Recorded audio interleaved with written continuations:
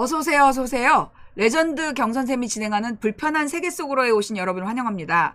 반갑습니다. 감사합니다. 어서오세요. 네.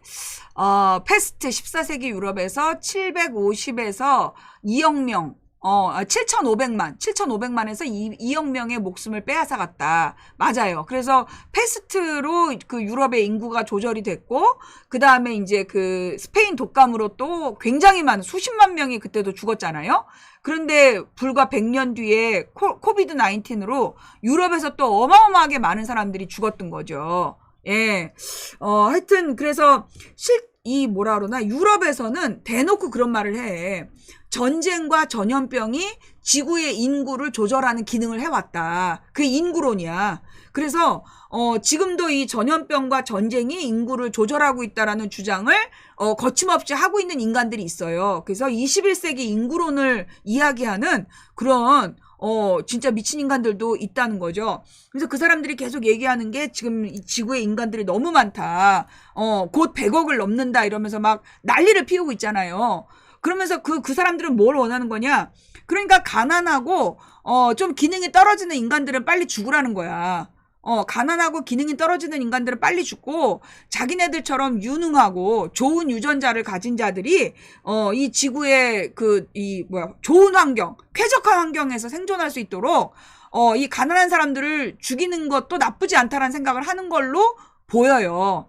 지금부터는 이제 불편한 소설인데, 왜 그러느냐? 소위 어떤 인터넷상에서 코비드 19 때 나왔던 이야기들 중에 하나가, 이 인플루엔자라는 게 참 이상하다. 예를 들어, 아프리카 서부 지역에서 유행했던 이상한 병이 있었잖아요. 그걸 뭐라 그랬더라? 그 아프리카 서부에서 영화까지 나왔었던 그런 독감이 있었고, 에볼라 바이러스. 아프리카인들에게 맞게끔, 만들어진 바이러스가 에볼라 바이러스고, 그 다음에 중동인들에게 맞게끔 만들어진 바이러스가 메르스이고, 그 다음에 중국인들을 대상으로 해서 만들어진 바이러스가 사스였다. 그래서 그러니까 사스가 유행할 때, 우리나라 사람들은 안 죽었잖아. 중국의 다수의 유전자를 위해서 맞춤 바이러스로 나왔다라는 주장을 했던 그 학자들이 있어요. 그래서 에볼라 바이러스는 소위 아프리카 사람들의 유전자를 집중적으로 공격하는 바이러스. 그래서 그 에볼라 바이러스가 다른 나라로는 퍼지지 않잖아. 또 메르스도 마찬가지야. 전 세계에서 중동 말고 우리만 죽었잖아. 박여사 때문에. 그러니까 이제 유전자에 맞춰서 바이러스를 만든다는 거죠. 그런데 코비드 19는 전 세계인을 대상으로 만들어진 거야. 코비드 19는 전 세계인을 대상으로 만들어진 바이러스였다. 그리고 그 신종플루하고 요 코비드 19은 그 판데믹이라는 게 일어났잖아요. 그 에볼라는 판데믹 아니었어. 메르스도 판데믹이 아니었고, 그 다음에 그 사스도 판데믹이 아니었는데, 신종플루하고 요 코비드 19은 판데믹이었던 거야. 두 가지의 공통점은 뭐냐면 미국에서 그 백신이 제일 먼저 나왔다라는 거. 그래서 신종플루가 막 사람들이 죽어간다고 엄청 뉴스에 나오다가 백신이 개발됐다라고 하면서 뉴스에서 사라졌는데, 알고 보니까 백신을 그렇게 많이 맞았음에도 불구하고 사망자 숫자가 점점 늘어났었다라는 거죠. 해마다 사망자 숫자가 엄청 늘어났고, 그 다음에 그 보균자들, 학생들이 학교에서 다 그 신종플루가 걸린 거야. A형 독감, B형 독감 이러면서 이름을 바꿨지만 사실은 그게 신종플루였다. 근데 그 신종플루의 그 백신의 특허? 백신의 특허가 끝난 게 2019년이었다. 그런데 마침 그 2019년 말에 코비드 19이라는 게 나타나가지고 전 대륙에 다 퍼져서 또 미국과 영국의 그 백신이 전 세계에 보급되는 기가 막힌 우연이 만들어진 것이 과연 우연이냐라는 학자들이 있었어요. 그러면서 이 돼지 독감 얘기는 내가 잘 모르겠어. 그래서 이번에 그 코비드 19에 대해서 과학자들이 쓴 내용인데, 과학자인가 의사인가 쓴 건데, 준비된 팬데믹이었다. 그래서 그런 용어가 있더라고요. 예. 그러니까 그 준비된 그런 뜻인데 내가 돼지 독감이 신종플루로 명명된 거였어요. 그렇구나. 예. 단기간 내에 빠른 속도로 전파되는 걸 에피데믹이라고 한다. 전 세계로 확산되는 걸 팬데믹이라고 하고 멕시코에서 처음 발생했다. 이게 그 신종플루가 그랬군요. 돼지 독감이었어. 나는 그 부분은 잘 몰라요. 예. 프렌데믹. 맞아. 저거야. 프렌데믹. 예.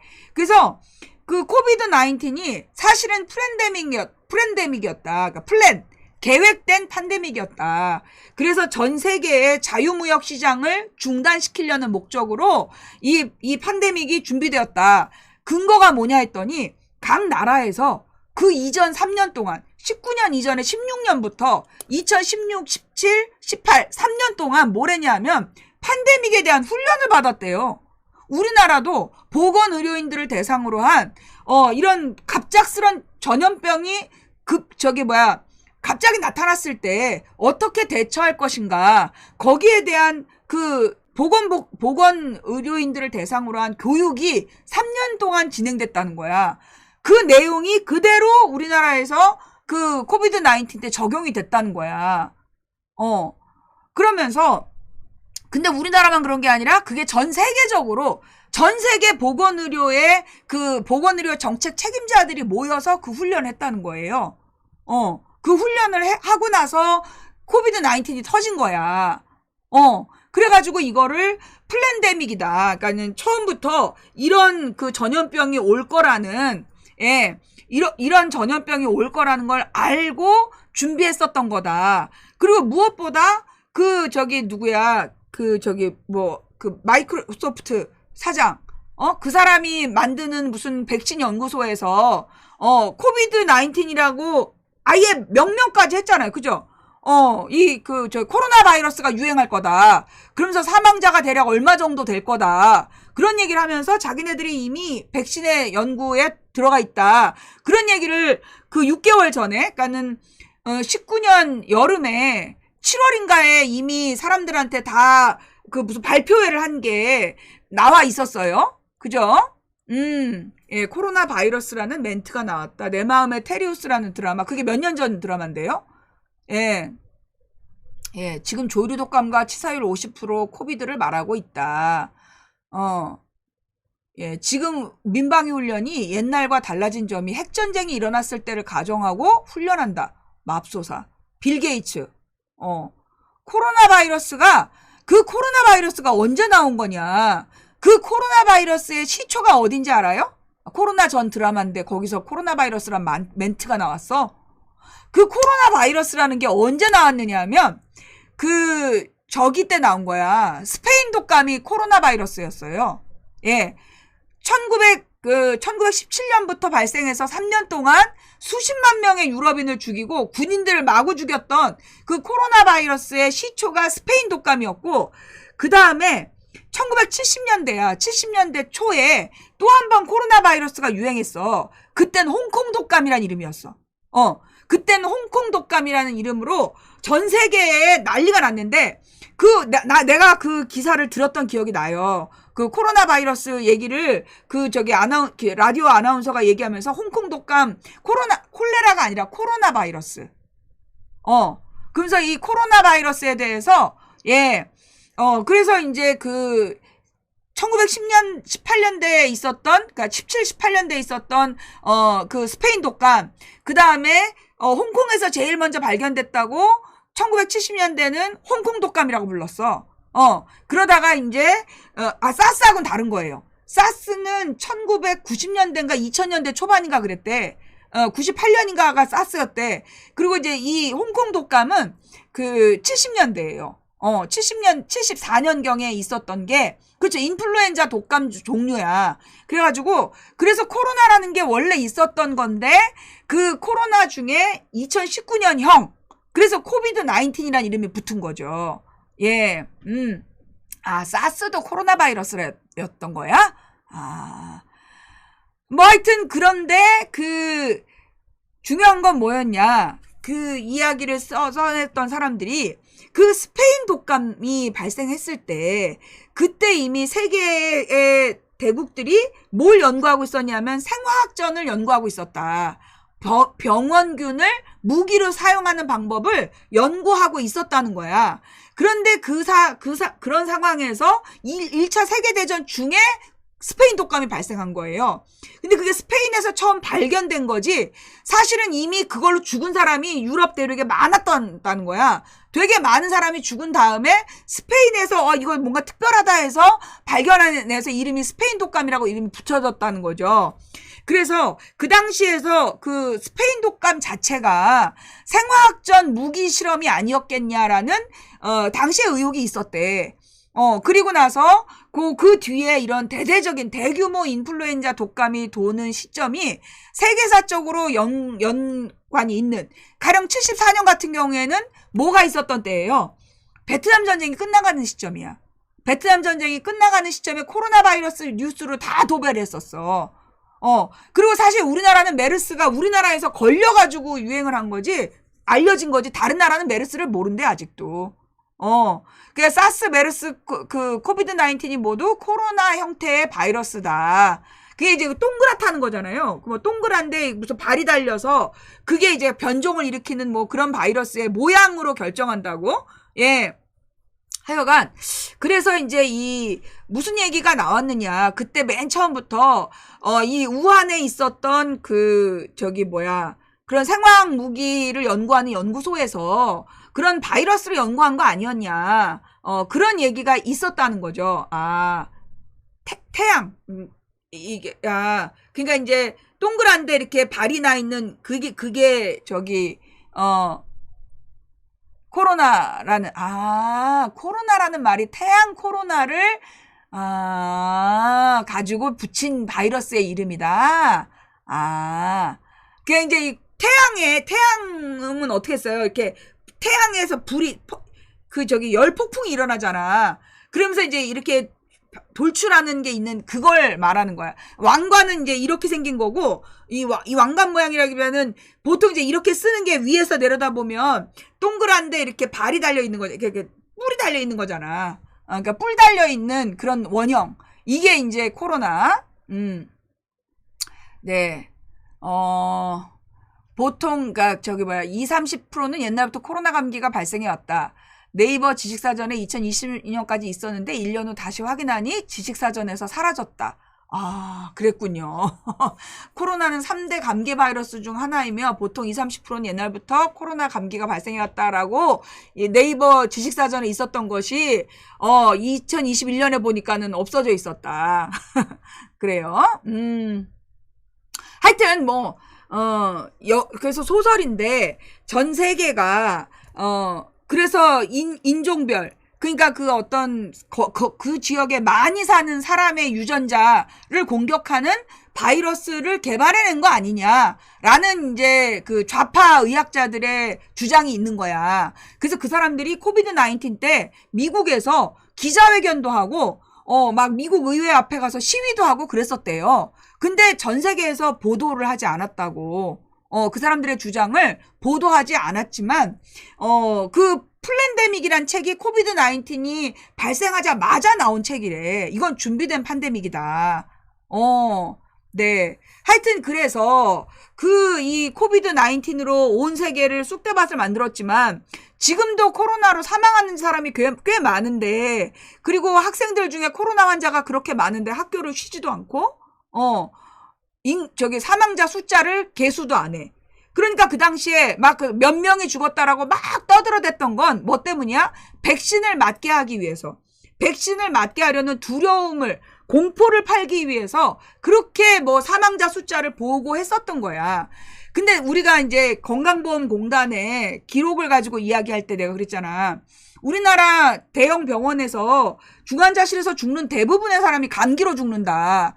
그 감기가 우리 같은 일반인에게는 가볍게 앓고 넘어가는 거지만 중환자실에 감기 바이러스가 들어가면 그게 곧바로 폐렴으로 변해서 이 폐세포를 다 막아버리기 때문에 숨을 못 쉬어서 모든 장기가 녹아서, 그러니까 썩어서 죽는 병이 그게 폐혈증이야. 급성 폐렴. 아, 폐혈증인가? 하여튼, 급성 폐렴으로 죽게 하는 게, 예. 그게 이제 감기였단 말이죠. 그런데 이제 이거를, 그러니까 지금 유럽이나 미국에서 죽은 사람들의 상당수도 노인층이 많아요. 왜냐하면 이제 이 노인들이 폐 기능이 약해져 있는 상태이기 때문에 그 폐 기능이 약해진 노인들에게 코로나 바이러스가 침투하면 곧바로 폐결핵으로 진행이 돼서, 폐렴으로 막 진행이 돼서 급성 폐렴으로 죽는 거야. 그러니까 그걸 막 엄청나게 막 공개해갖고 사람들을 불안하게 만들더니, 예, 맞아요. 암도 대부분 마지막엔 급성 폐렴으로 죽는 경우가 많아요. 그런데 이제 요즘에는, 그러니까 이 신종플루 때도 몇 명이 죽었다 그렇게 지랄해놓고 나중에 독감 백신을 맞으라고 맨날 홍보를 했잖아. 그런데 그 독감 백신을 맞았음에도 불구하고 그렇게 많은 사람이 죽거나 수백만 명의 환자가 있었는데도 그거에 대한 보도가 없었던 거야. 코로나 바이러스도 3년 동안 막 그 사람이 죽어간다고 지랄하면서 온 세계를 가로막고 교류를 못하게 했잖아. 그 전에는 비행기 값이 되게 쌌는데 코로나 바이러스가 터진 다음에 항공요금이 엄청 올랐어요. 항공요금이 엄청 올랐고, 물론 그게 이제 코비드 19 뒤에 러시아 전쟁이 벌어지면서 그 전쟁 핑계로 기름값을 엄청 올리기도 했죠. 근데 좌우지간 기름값이 올랐다는 이름으로 그 비행기 사기 굉장히 오른 거야. 그런데 웃기는 건 지금도 찾아보면 유럽에서 운행하는 항공요금은 그렇게 비싸지 않다는 거야. 유럽에서 운영하는 항공사들은 그렇게 비싸지 않은 거예요. 그런데 보면 우리나라 항공요금이, 우리나라 전용기 항공이, 우리나라 국적기? 아시아나나 대한항공이 특별히 비싸고, 예, 특별히 비싸고, 더 웃긴 건 나토하고 친한 나라에 가는 비행기 값은 싸. 잘 보면, 나토랑 친한 나라에 가는 비행기 값은 싸요. 그런데 나토하고 사이가 안 좋은 나라를 가려면 비행기 값이 엄청나. 그러니까 헝가리하고 폴란드하고 비용이 달라요. 벨라루스랑 이 폴란드랑 비행기 값이 달라. 그러니까 폴란드는 친나토니까 여기는 왕복 110만 원이야. 폴란드까지 갔다 오는데 왕복 110만 원이에요. 근데 나 지난번에 중국 갈 때 저기 비행기 요금만 230이었어. 그러니까 너무 웃기잖아. 그러니까 거리도 가까운 비행기를 가는데 230만 원이 나오는데 폴란드는 열몇 시간을 가는 곳인데도 혈관으로 들어가. 폐혈증은 급성 염증을 일으키는 병.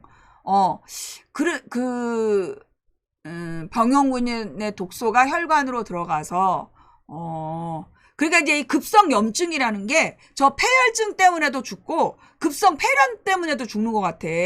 우리 아빠랑 엄마가 둘 중에 하나씩으로 돌아가셨거든요. 두 분 다, 엄마는 심장병, 아빠는 뇌졸중이었는데도 죽을 때는 그걸로 죽었어. 우리 엄마가 폐혈증이고 아빠가 폐렴이었나? 하여튼 둘이 반대였나? 그것 때문에 돌아가셨던 것 같아. 예, 기름값도 있지만 비행기를 반납해서 비행기 부족으로 항공편이 부족해서 비싼 이유도 있다. 아니요, 근데 내가 중국 갈 때, 올해 1월 달에 중국 갈 때 비행기 요금이, 아니야, 우즈베키스탄 갈 때도 그게 200만 원이었어요. 그런데 우즈베키스탄이나 중국 갈 때는 그렇게 비쌌는데, 비용이. 그런데 폴란드를 갈 때는, 아시아나하고 대한항공, 그러니까 아시아나 요금이 그때 같이 떴었는데, 한 20만 원밖에 안 비쌌어. 폴란드 항공이 114만 원, 아시아나가 134만 원 정도밖에 안 했어. 그때도, 지금은 싸졌어요, 그럼? 지금은 저 중국 가는 비행기 값이 많이 싸졌나요? 폐혈증은 미생물 감염이 원인이다. 중앙아시아가 지금은 좀 많이 값이 내려갔어요? 아니야, 직항이랑 경유 차이 아니고 나는 폴란드 항공의 경유를 탄 거예요. 중국발. 그러니까 내가 볼 때는 이게 비행기 값이 정말로 비행기가 부족해서가 아니라는 거야, 내 주장이. 지금 비행기 요금을 한번 비교해 보세요. 그래서 뭐 미국 가는 비용, 미국 가는 거 내지는 뭐 영국 가는 거, 프랑스 가는 거 그거랑 중국 가는 거 비교를 해보면 다르다는 거지. 우리가 이제 그 뭐 중앙아시아, 그러니까 러시아나 이 중국하고 친한 나라들 가는 비용은 확실히 비싸요. 예. 그 뭐 러시아 영공을 통과 못해서 비싼 이유도 있다라고 얘기를 하는데 저기 폴란드 항공도 러시아 영공 통과 못했어요. 그런데도 값이 114만 원이었다니까. 다 핑계라는 거야, 내 말은. 뭐 러시아 영공을 통과 못해서 비싸다 어쩌다 이렇게 얘기하는데 내가 볼 땐 다 핑계다. 중국 같은 경우 중국으로 갈 때 우리가 그 북한을 통과 못 하잖아요. 북한을 통과 못 하고 이렇게 가면 되는 거기 때문에 그 러시아하고 상관없는 거잖아, 중국은. 그러니까 이게 코로나 전후로 100% 복귀가 안 된 게 아니라 안 하는 거라고. 안 하는 거야. 예. 그러니까는 일본 같은 데는 엄청 많이 만들어 갖고 싸게 자주 갈 수 있게 해놓고 중국이나 러시아나 그다음에 뭐 중앙아시아나 이런 데는 항공편을 되게 비싸게 만들어 놓는 거야. 못 가게. 그런데 영국이나 프랑스 같이 그 친나토 지역은 비행기가 싸다는 거죠. 근데 깜짝 놀랐어. 내가 올해 1월에 중국 갈 때 230만 원을 주고 그 짧은 거리를 갔다 왔는데 왕복. 이거는 114만 원밖에 안 한다니까 내가 얼마나 웃겼겠어. 언제 왕복 50만 원이에요? 지금? 요즘에? 상하이 가는 건 요즘에 왕복 50만 원이에요? 나 올해 1월 달에 200만 원 주고 갔다니까. 예. 지금은 블라디보스톡에 뭐 24시간인가 걸려서 가야 된다며. 예.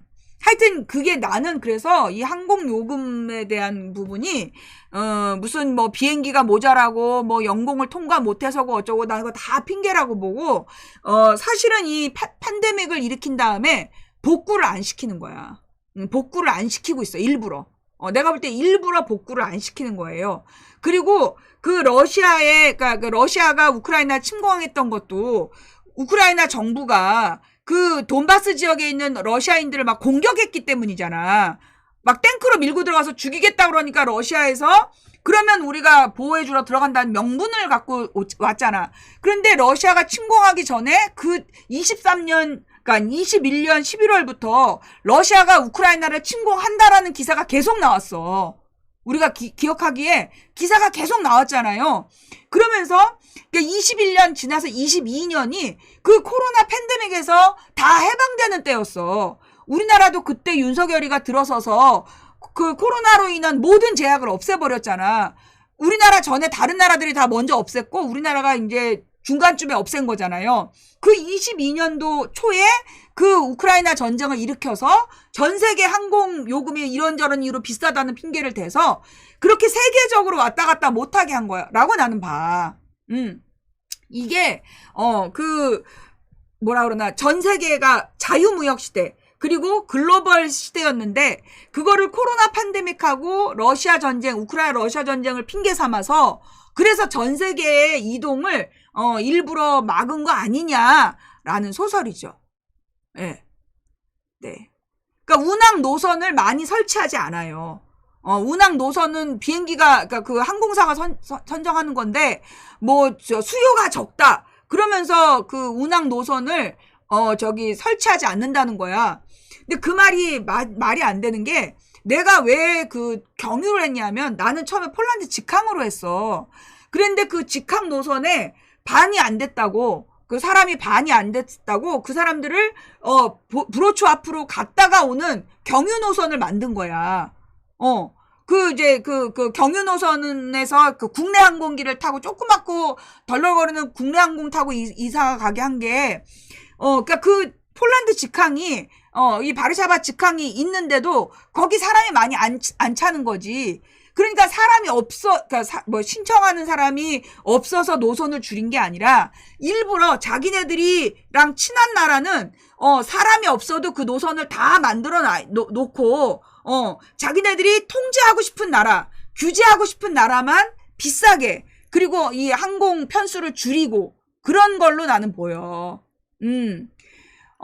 그 보잉사 비행기 사고로 비행기 운항 중단의 편수가 줄어든 이유도 있다. 그 생각해보면 그것도 그래. 그러니까 보잉사가 이 코비드 19 이후에 그렇게 사고 뉴스가 많이 나왔잖아. 그죠? 보잉이 전 세계 여객기의 상징 같은 비행기였는데 그전엔 하나도 안 나오다가 코비드 19 이후에 갑자기 그렇게 사고 뉴스가 많이 나왔어. 그죠? 여기 지금 접속이 안 된다고요? 지금 우리 방 접속이 안 돼요? 월산 낙타님이 지금 안 된다 그러는데? 그러니까 내가 볼 때는 지금 이제 이 국제사회의 교류, 그러니까 소위 글로벌 문화라는 거를 만들고 엄청나게 싼 항공요금으로 서로 많은 왕래를 만들었던 그 시스템을 만들었던 사람들이 지금 작정을 하고 몇몇 나라로는 회선을 줄이고 노선을 없애버리고 그러면서 이런 핑계 저런 핑계를 대면서 교류를 막고 있는 거다. 그러니까 그 제재라는 걸로 교류를 막는 거야. 그러니까 우리나라 사람들이 러시아에 블라디보스토크 가고 싶어도 지금 비행기가 안 떠서 못 가는 거야. 그런데 배는 다녀. 왜? 러시아랑 무역은 하기 때문에 배는 다니는 거야.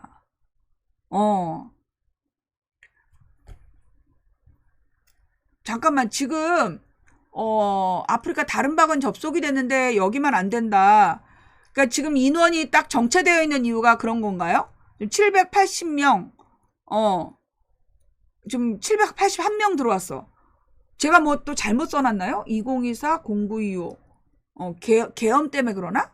빌 게이츠가 미리 예언했던 걸로 보아서, 계획된 게 맞다. 중간중간에 버퍼링이 나면서 끊어져요. 가만있어 봐. 그럼 내가 또 뭐, 업그레이드를 안 한 게 있나? 이거 자동 업그레이드 되는 건데, 나?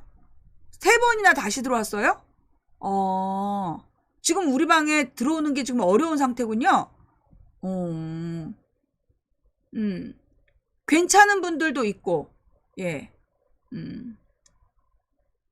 이상 없는 분들도 있는데, 지금 이상이 있는 분들이 계신 거잖아요? 예. 그니까 뭔가 조금, 지금 인원이, 특히 계엄이라는 게 붙어 있는데도 못 들어오는 이유가, 뭔가 이렇게, 지금 내가 접속한 서버가 좀 안 좋은 상태거나 그랬나 봐요. 네. 아니, 내 거는 이제 껐다가 키면 자동 업데이트가 돼요. 예. 월 말이라? 하여튼 지금 난 자동 업데이트가 되는데, 지금 782명 이상을 드디어 이제 783명이 됐어요. 네.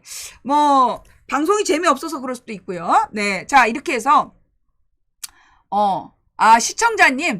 시청자분들, 지금 들어올 수 없는 분들, 자꾸 끊기는 분들은 진짜 업데이트를 한번 확인해 보세요. 아니, 근데 이게 그냥 시청자만의 문제는 아닌 것 같아요. 요게 지금 인원수가, 이렇게 걸려 있는 것 같아요. 어느 정도로 선이 걸려져 있어서 더 들어올 수 없게 해놓은 것 같기도 하고, 네.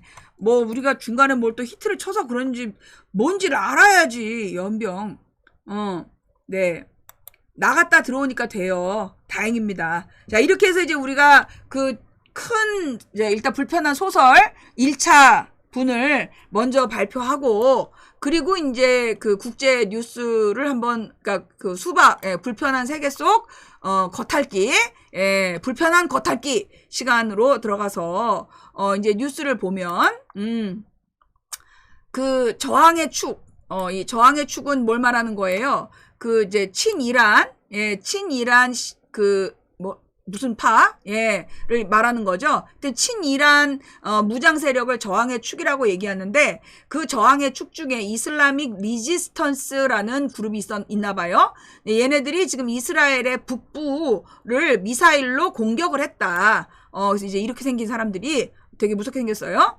예, 그래서 지금 이제 이 이란, 친이란 무장 그 그룹들이, 지금 이스라엘과의 싸움을 계속 하고 있다. 그래서 22일에 서방과 이스라엘에 맞서 싸우는 친이란 세력 저항의 축의 하나인 이슬라믹 리지스턴스가 이스라엘 북부를 크루즈 미사일로 공격했다라고 로이터 통신이 보도했다. 그 다음에 이런 일이 있자 이스라엘에서 무슨 짓을 저질렀느냐, 헤즈볼라에 대한 융단 폭격을 가해가지고, 그때 이제 헤즈볼라도 또 뭘 또 공격을 했었어, 그때. 그러니까 이제 이 융단 폭격을 해서 어린이 35명을 포함한 492명이 사망하고 수천 명이 부상을, 약 3,000명이 부상을 당하는 그런 일이 23일에 있었던 거야. 그러니까 22일에 이스라엘이 공격을 받았고, 이스라엘 무슨 주민들이 살고 있는 지역에 막 폭탄이 터지고, 그 다음날 이스라엘이 헤즈볼라에다가 융단 폭격을 했다는 거야. 근데 웃기는 거는 이스라엘 북부에다가 미사일을 공격한 건 이슬라믹 지하드인데, 리지스턴스? 근데 왜 헤즈볼라한테 이랬을까? 예, 하여튼 이런 짓을 했어요. 그러면서 이스라엘 주택가가 불바다가 된 순간이었다. 이거는 이제, 그러니까 23일에, 그러니까 이제 이 헤즈볼라 22일 지나서 23일 새벽에 이스라엘이 헤즈볼라에다가 융단 폭격을 했고, 그러자, 헤즈볼라가 다시 이스라엘 주택가에다가 또 폭탄을 던졌던가? 아니, 이게 먼저였나 보다. 이게 먼저였고, 그래서 융단 폭격을 했는지 하여튼 그런 것 같아. 그래서 이게, 이 이스라엘의 주택가에 폭탄이 터지는 순간이다. 그리고 이제 헤즈볼라가 시리아제 미사일을 갖다가 변형을 시켜가지고, 이 이스라엘 내를 겨냥해서 지금 발포를 했다. 그러면서 이제 이스라엘이 헤즈볼라를 융단 폭격해서 얘네들을, 마비시키려고 했대요. 그리고 자기들의 협박을 받아들이게 하려고 이런 짓을 했다는 거야. 그래서 하여튼 이스라엘의 공습으로 레바논 전역에서 최소 569명이 죽고 5,000명이 부상을 당하는, 그러니까 이제 무전기하고 뭐 삐삐폭탄하고 뭐 노트북도 터졌대요. 기타 등등이 터지면서 전체적으로 5,000명가량의 부상자, 그 다음에 사망자는 600명 가까이, 569명이 죽은 거죠. 어린아이들을 포함해서. 이런 일이 벌어지자, 이게 또 왜 이럴까? 자, 이 광고 때문이야? 이놈의 연골 의술, 이 제약회사 광고가. 미국 헤즈볼라 공습한 이스라엘에 정의 구현했다라고 그러면서 당분간 관망하겠다. 전 세계가 지금 헤즈볼라를 공습한 이스라엘에 대해서 어마어마한 비난이 일어나고, 유엔 안보리 소집이 지금 요구되는 그런 상황이잖아요. 그런데 지금 미국이 이 헤즈볼라를 공습한 이스라엘한테 정의를 구현했다고 얘기했대. 그래서 설리번이 긴장 고조가 우려되지만 당장 가자 휴전한 테이블에 올릴 준비가 안 돼 있다. 그래서 유엔에서는 이스라엘 삐삐 공격 규탄 목소리가 드높은데 지금 미국은 이런 짓을 하고 있는 거야. 진짜 미친 것 같죠? 다른 말로 헤즈볼라 공습을 미국이 시켰다는 거야. 헤즈볼라 물러서 이스라엘 공세를 강화했지만 이건 레바논 침공은 도박이다. 고위 지도자 사살부터 선제 타격까지 마지막 카드는 지상군 투입. 그래서 뉴욕타임즈가 지상군 투입은 도박이다. 전선 확대 및 헤즈볼라 군사력이 변수다. 그러니까 지금 이제 이 이스라엘이 헤즈볼라에다가 융단 폭격을 하는 이유가 뭐냐면 최대한 많은 폭격을 해서 지하에 있는 그 굴들을 부시려는 거래. 그래서 이제 일단 고위층을 암살하고 그 다음에 이제 융단 폭격을 많이 해가지고 그 밑으로 다니는 그 땅 밑에 진지? 이것들을 소프트하게 무너뜨리는 거. 그 빈틈을, 균열을 만드는 목적으로 이렇게 한다는 거야. 그래서 마지막이 지상군을 투입하겠다는 거래. 그런데 이 레바논은 옛날부터 지상군이 강했대요.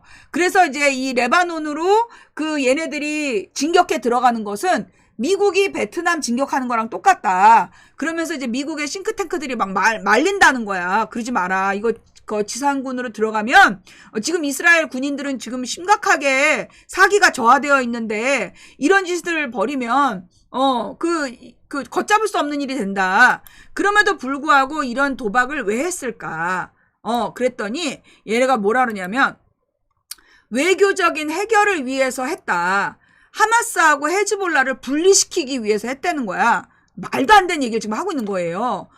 그래서 이스라엘이 이 레바논 그 무장정파 헤즈볼라를 겨냥해 전례 없는 강공을 이어가는 배경을 두고 여러 해석이 나오는데 이 융단 폭격까지 무선 호출기 폭발 그 테러, 그러니까 이거 테러라고 안 쓰는 거야. 폭발이라고 쓰는 거죠. 이거 테러거든요. 다른 나라는 테러라고 쓰는데 우리는 폭발이라고 쓰는 거죠. 예. 이런 폭격을 통해서 레바논에 막대한 인명피해를 내서 국제사회 질타를 받으면서도 계속하는 이유가 뭐냐. 그랬더니, 이렇게 강공을 해야 헤즈볼라의 설득이 쉽다고 생각했다는 거야. 도대체 누가 그런 생각을 하게 했을까? 이스라엘은 적을 외교적 해결책으로 끌어들이기 위해 이란이 지원하는 헤즈볼라에 대한 공격을 대폭 확대하기로 결정했다라고 분석했다. 그러니까 미국에서 이렇게 분석하고 있네. 미국 언론들이. 그러니까는 이제 이스라엘이 레바논을 먼저 선제 공격하고 그리고 이렇게 융단 폭격하는 게 외교적으로 설득하기 쉽기 때문이다. 기를 죽여서. 그러나 외신들은 이스라엘의 이 같은 의도가 먹히지 않고 있다고 봤다. 헤즈볼라가 하마스와 이스라엘이 가자 휴전에 동의할 때까지 이스라엘 북부를 계속 공격할 뜻을 밝히고 있어서다.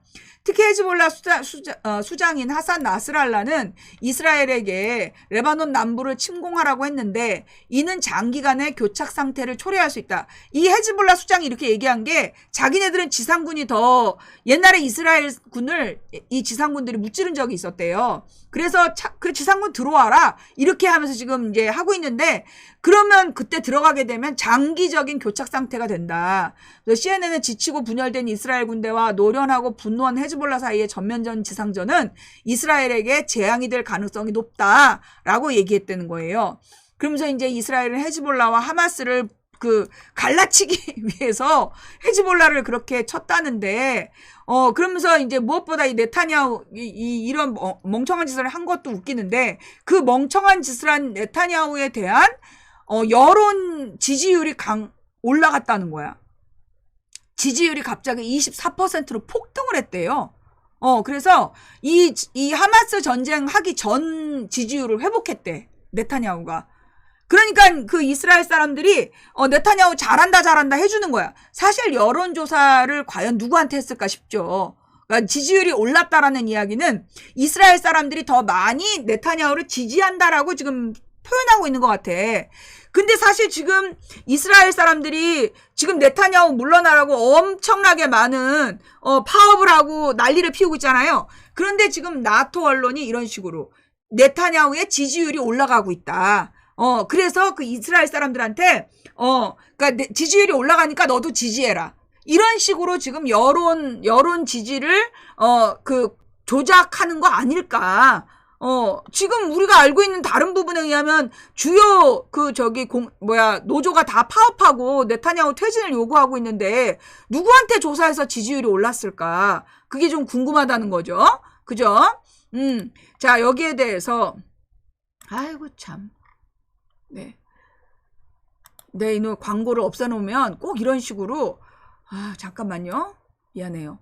내가, 창을 밑으로 내릴게. 자, 이란 대통령은 더 큰 갈등을 일으키는 쪽은 이스라엘이다. 그러면서 레바논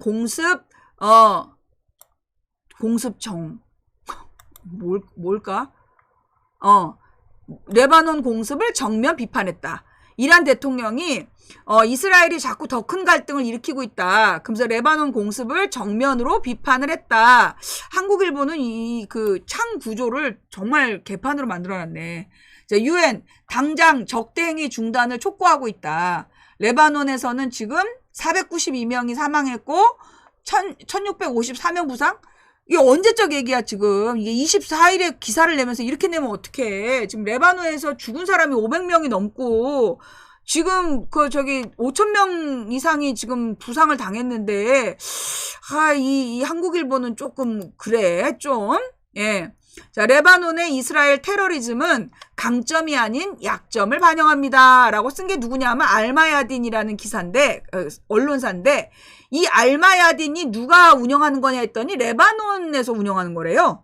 알마야딘이 레바논에서 운영하는 언론사인데, 이 사람들이 레바논의 이스라엘 테러리즘은 강점이 아닌 약점을 반영한다. 피에로는 82년 이전에 주저하고 잘못된 계산하는 실수를 저질렀으며 그 팔레스타인 해방기고 이스라엘은 이런 시나리오가 반복되기를 바라고 있지만 군사적으로 이미 지쳐있고 과거처럼 레바논을 침공할 능력이 없다. 누구에게? 이스라엘에게는. 이라고 이제 얘기를 하는 거예요. 근데 이런 이야기를 하는 이 알마야딘의 기자가 생방송을 생방송을 집에서 준비하고 있었대. 그런데 그 집으로 폭격이 떨어져 갖고 죽었대요. 그러니까 이 알마야딘이 그러니까 그게 생방송 준비 중이었던가 뭐 생방송 중이었던가 그래서 생방송 준비하는 녹화 파일에 남았는지 그 현장이 남아 있었다는 거예요. 그 JTBC에 단독으로 보도가 됐다는데 알마야딘의 기자가 집에서 그 생방송을 준비하고 있었는데 그 집으로 폭탄이 날아들어서 기자가 머리를 심하게 부상당해서 병원으로 옮겼지만 사망했다라는 이야기가 아마도 이제 이 알마야딘이 이런 식으로 전혀 그 미국이나 나토가 의도한 대로 기가 죽기는커녕 레바논에 대한 이스라엘의 테러 행위는 이 부인할 수 없는 실제 타격을 입혔지만 그 맥락을 이해해야 되고 다음의 움직임이 현재는 지역 갈등으로 확대된 상황의 결과를 좌우할지도 모른다. 시오니스트 단체가 화요일에 레바논 전역에서 수천 대의 무선 통신 장치를 폭파한 데 이어 다음날 워키토키 장치를 폭파한 것은 헤즈볼라뿐만 아니라 레바논 국민에게도 심각한 타격을 입혔다. 테러리스트 전술은 두 가지 목표를 달성하기 위해 고안된다. 민간인에게 두려움을 심어주고 헤즈볼라 내부에 혼란을 조성하는 거다. 그런 전술은 군사적으로는 더 큰 무장 행동이 바로 뒤따를 때에만 진정으로 유용하지만 이스라엘은 전쟁을 일으키기로 선택하지 않았다.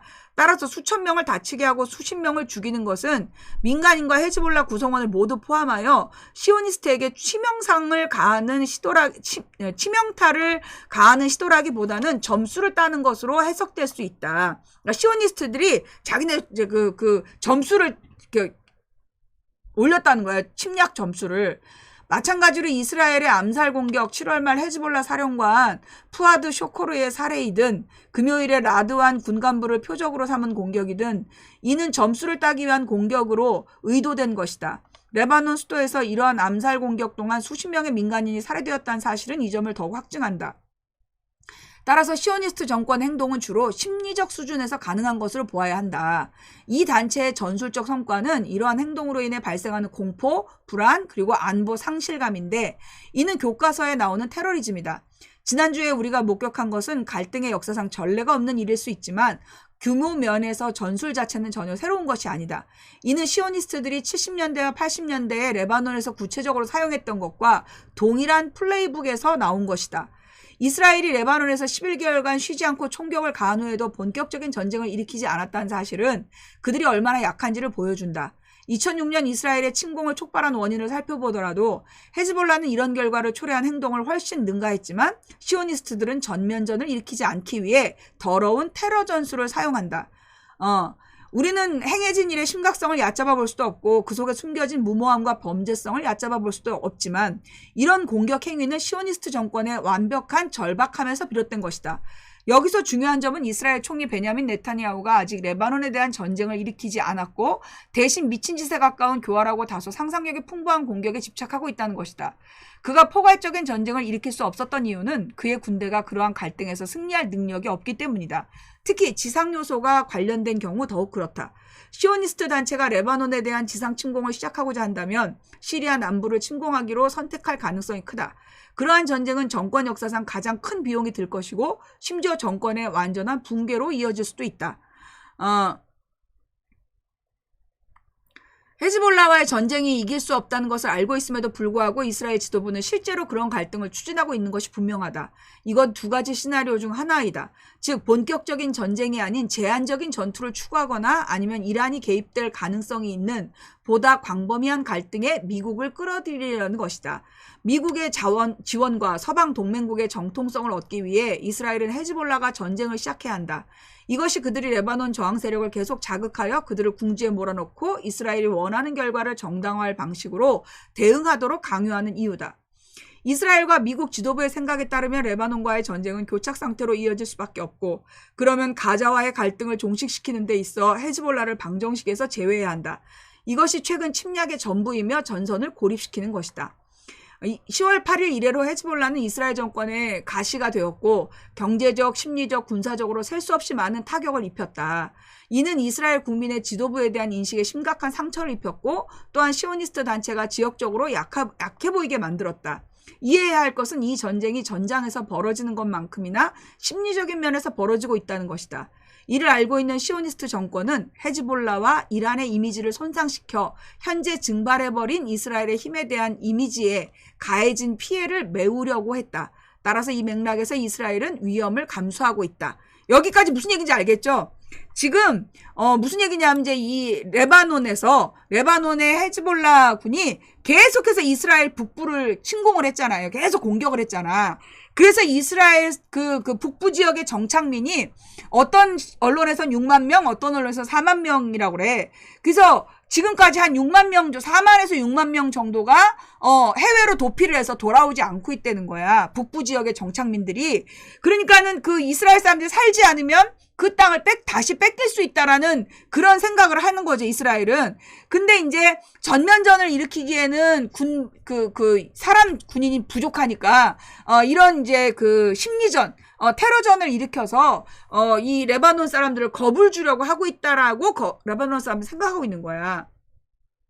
한편 레바논 저항군의 전략은 매우 명확하다. 그들은 가자지구에서 팔레스타인 저항군을 위한 지원 전선으로 일하고 국경 지역을 따라 소모전을 유지하려고 한다. 그들은 이스라엘의 큰 비용을 초래하고 시오니스트들에게 가해지는 유일한 압력 수단인 이 임무를 포기하기를 거부한다.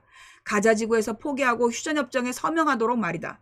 이스라엘은 미국의 전적인 지원을 받아 전쟁의 주요 전선이 이제 레바논이 될 것이라고 결정했다. 이는 가자지구 내에서 핵심 목표를 달성하지 못한 데 따른 결과이다. 가자지구에 대한 시오니스트 지상 침공을 살펴보면 그들은 처음부터 무엇을 하고 있는지 전혀 몰랐다는 것을 알 수 있다. 그들은 북부 가자를 합병하고 이집트 시나이 반도의 인구를 인종 청소하는 아이디어를 떠올리면서 포괄적인 폭격 작전을 시작했다. 이후 그들은 북부를 침공했고 가자시의 알시파 병원을 습격하고 아무것도 얻지 못했다. 그런 다음 그들은 포위된 해안 지역의 중심부와 함께 칸 유니스를 습격했고 각 지역에서 하마스 본부를 공격한다고 주장했다. 그 후 그들은 약 5개월 동안 라파를 침공하겠다고 위협했고 그 후 하마스가 5월 6일에 휴전 제안을 수락했다고 발표하자 갑자기 침공했다.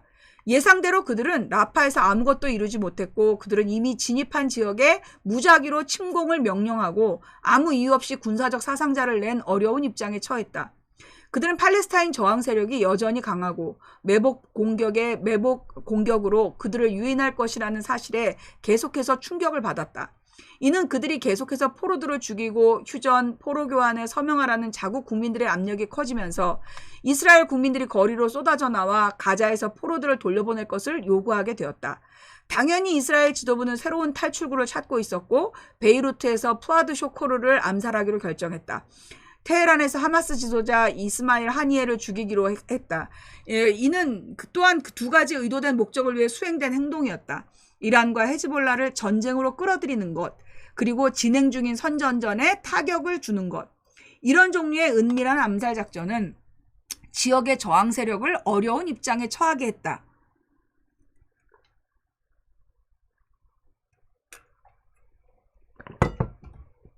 저항 세력은 가자를 지원하고 팔레스타인이 전략적 승리를 거두도록 돕고 싶어하며 이스라엘 정권의 기반을 천천히 무너뜨리고 싶어한다.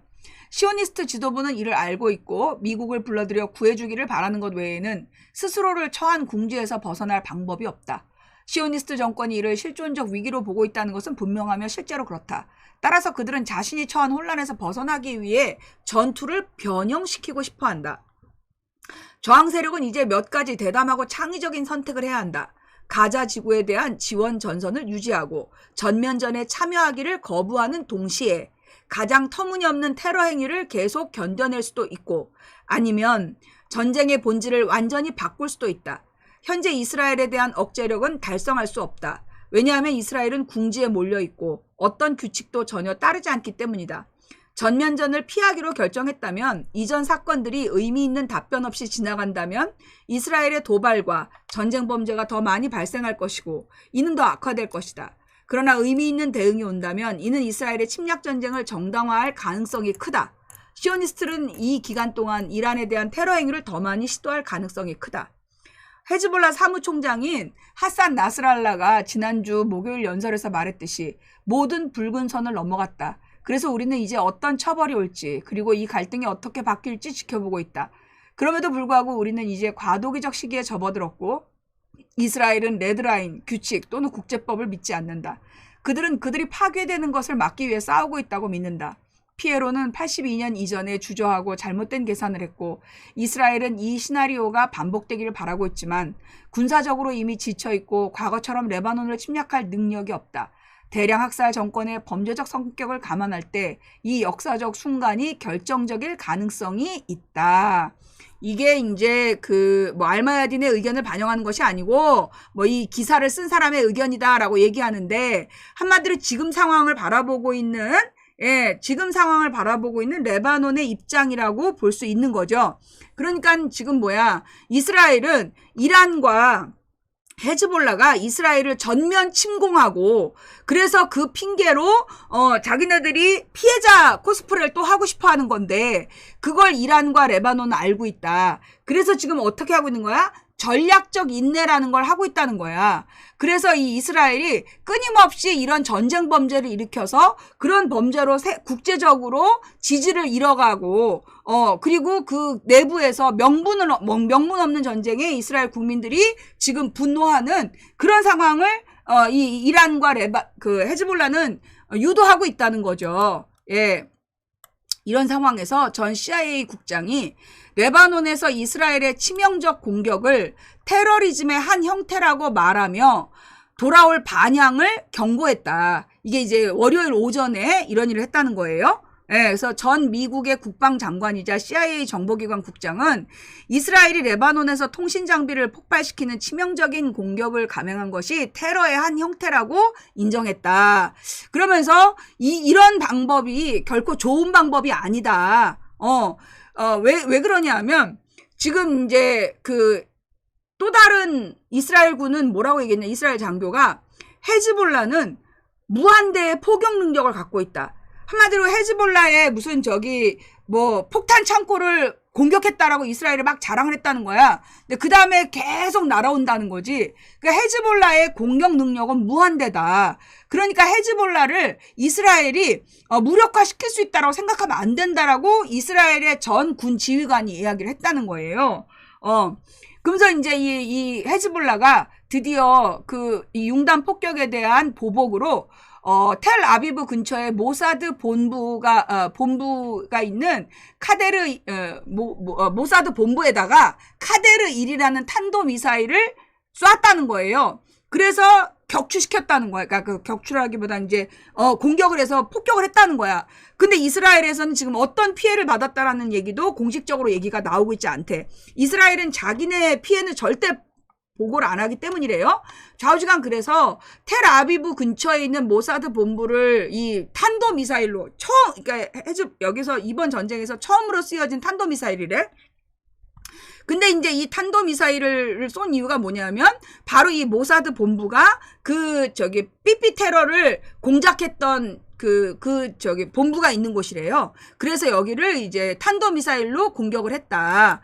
그래서 이제 이 탄도미사일을 공격한 것은 꽤 센, 한 번도 안 써본 무기로, 좀 고강도 공격을 한 거라고 봐야 된다는 거지. 그래서 지금 이제 이 헤즈볼라하고 이스라엘이, 지금 이제 전면전 분위기를 가면서도 이스라엘도 전쟁을 원하지 않고 헤즈볼라도 전쟁을 원하지 않으면서도 전면전 위기만 유지되고 있는 그런 상황이다.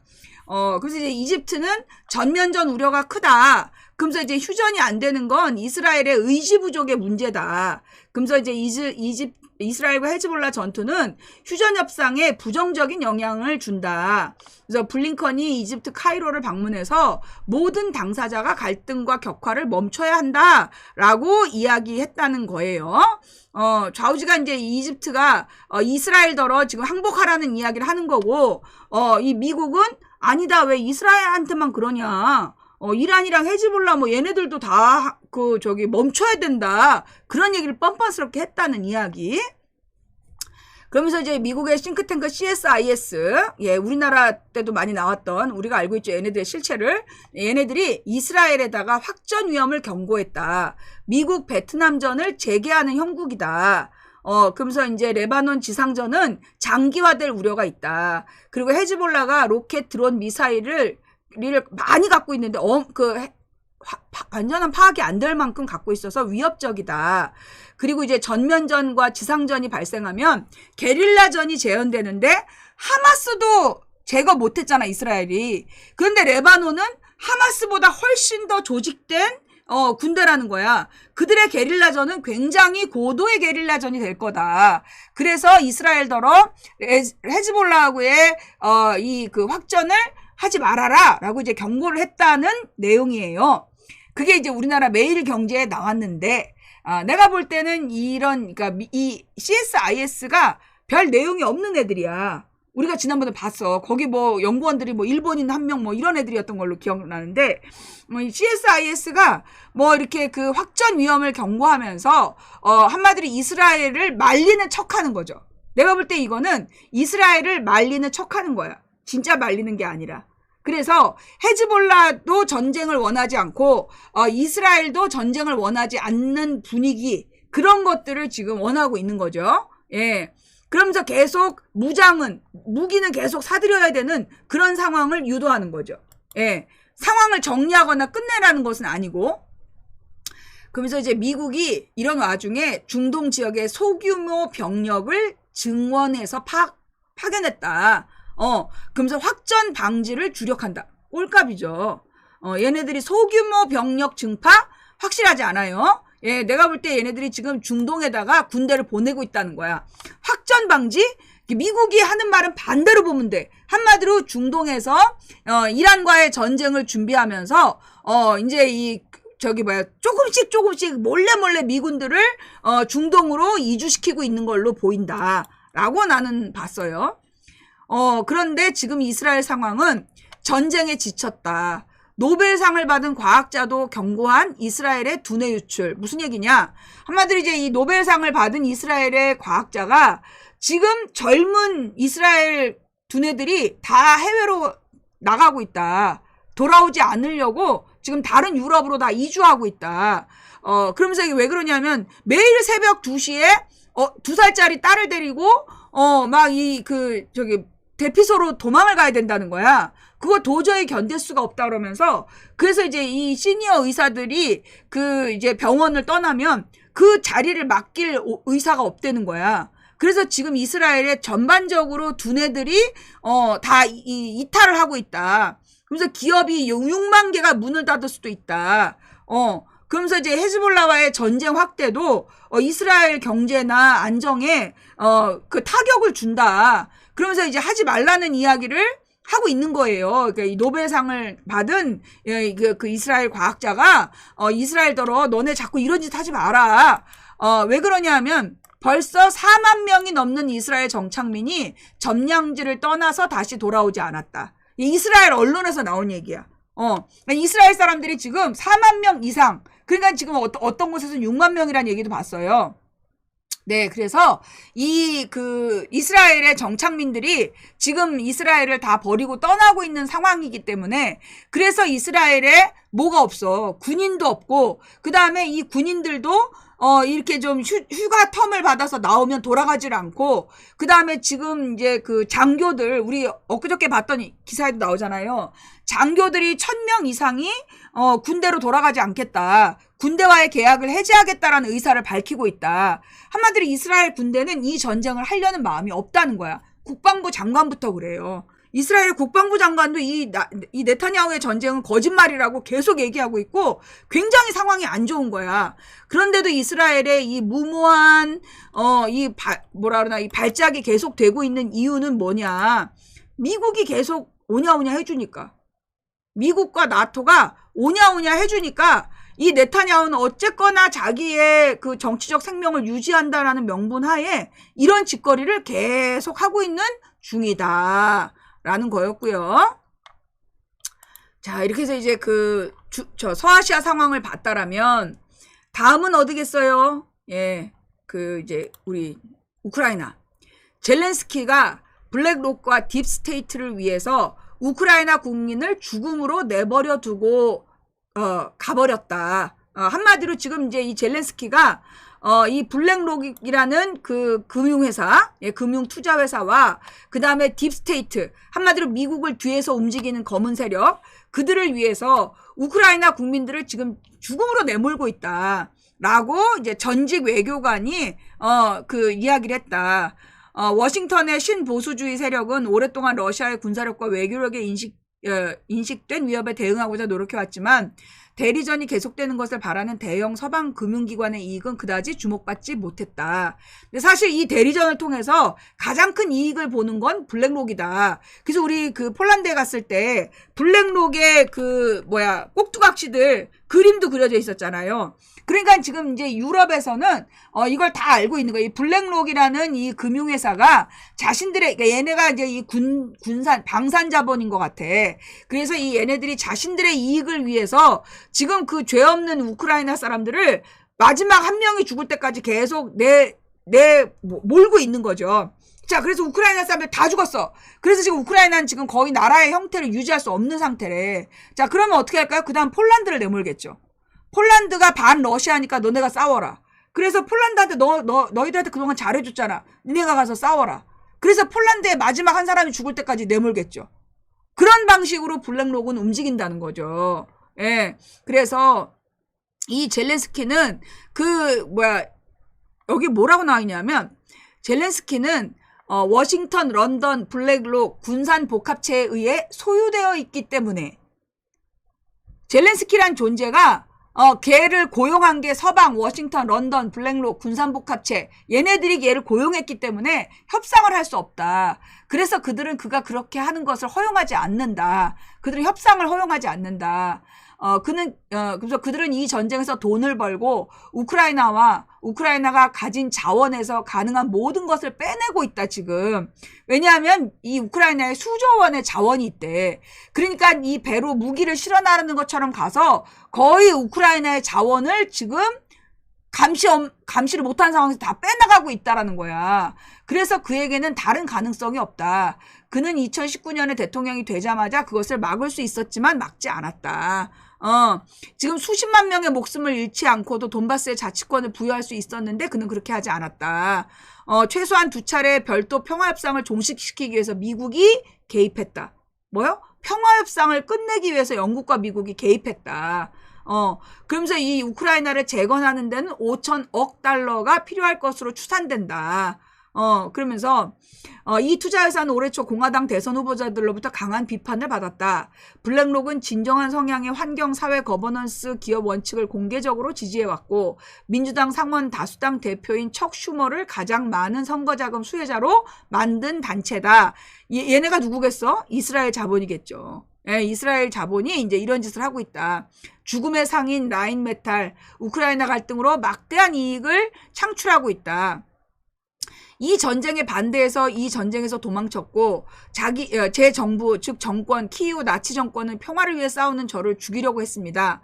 그는 계속해서 말했다. 이 전쟁에서 도망친 많은 우크라이나인들은 그저 싸우고 싶지 않아서 도망쳤지만 우크라이나가 이긴다는 자부심을 갖고 싶어서 이 전쟁을 계속하고 싶어합니다. 그게 전부입니다. 그들은 결과를 이해하지 못합니다. 그 결과는 세계 3차 세계대전 상황입니다. 우크라이나는 이길 수 없고 우크라이나는 전쟁이 시작되자마자 이미 졌습니다. 라고 우크라이나 사람들이 지금 생각하고 있는데도 젤렌스키는 누구들의 방산 업체의 이익을 위해서 그래서 계속해서 우크라이나인들을 죽음으로 내몰고 있다. 이 영국 외무장관이 러시아 우크라이나 전쟁 2026년에도 계속될 수 있다라고 밝혔다. 얘 뭐 그 외무장관 될 때는 전쟁에 반대할 것처럼 그렇게 했던 애거든요. 그래서 뭐 이스라엘에다가 무기 주지 마라. 그러면서 이 무기를 주면 같은 공범된다라고 했던 그 법률가 중에 하나인 앤데 지금 이제 이 사람이 우크라이나 전쟁이 2026년 이후에도 계속될 수 있다. 그러면서 이 젤렌스키의 견해와 모순되는데 젤렌스키는 서방이 키예프에 대한 지원을 늘리겠다고 신속하게 결정할 경우 연말까지 갈등을 종식시킬 계획이라고 지금 떠들었는데 영국의 외무장관은 데이비드 라미가 그렇지 않다. 이 전쟁은 오래 갈 거다라고 이야기했다. 이게 어디였냐면 노동당 대회에서 러시아와의 지속적인 갈등 속에서 우크라이나를 지지하고 있고 정부가 키예프에 39억 9천만 달러 규모의 군사원조를 필요한 기간 지원하겠다는 의지를 강조했다. 결국 영국은 영국의 이 새 정부가 뭐하고 있다는 우크라이나를 적극 지지하고 그 전쟁을 계속해서 이어가야 된다라고 이야기하고 있다는 거죠. 이 보리스를 비롯해서 영국의 그 자본이 무기 자본이 이 전쟁에서 이익을 얻고 있는 거야. 그래서 계속해서 전쟁을 해야 된다라고 외치고 있는 거다. 이 와중에 이제 체코 대통령이 우크라이나는 모든 러시아의 점령 영토 탈환을 못할 거다. 이거는 우크라이나의 패배도 러의 패배도 아니다. 결말은 중간이다. 한마디로 합의 보자는 얘기야. 이거 이제 체코 대통령이 그러면서 이 얘기를 보면요. 나토의 고위장성 출신인데 우크라이나의 러시아 항전을 강력히 지지해온 체코 대통령이 우크라이나와 지지 세력들이 현실을 인식할 때가 됐다고 밝혔다.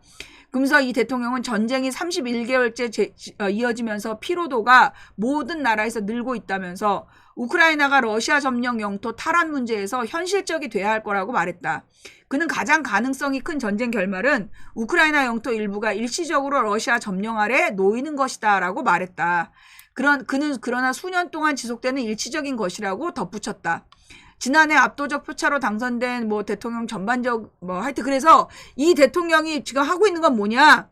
지금 유럽 의회가 물러나야 된다. 러시아가 차지한 그 우크라이나 영토 인정해주고 여기서 전쟁을 멈춰야 된다라고 이 체코 대통령이 그 조언을 하는 거예요. 그런데 영국은 자기네들은 직접 전쟁터인 대륙이 아니잖아. 한 발 물러서 있고 돈만 벌고 있잖아. 이 영국의 그 방산업자들은. 그러니까 계속해야 된다라는 입장인 거야. 그래서 지금 약간씩의 차이가 있는 거죠.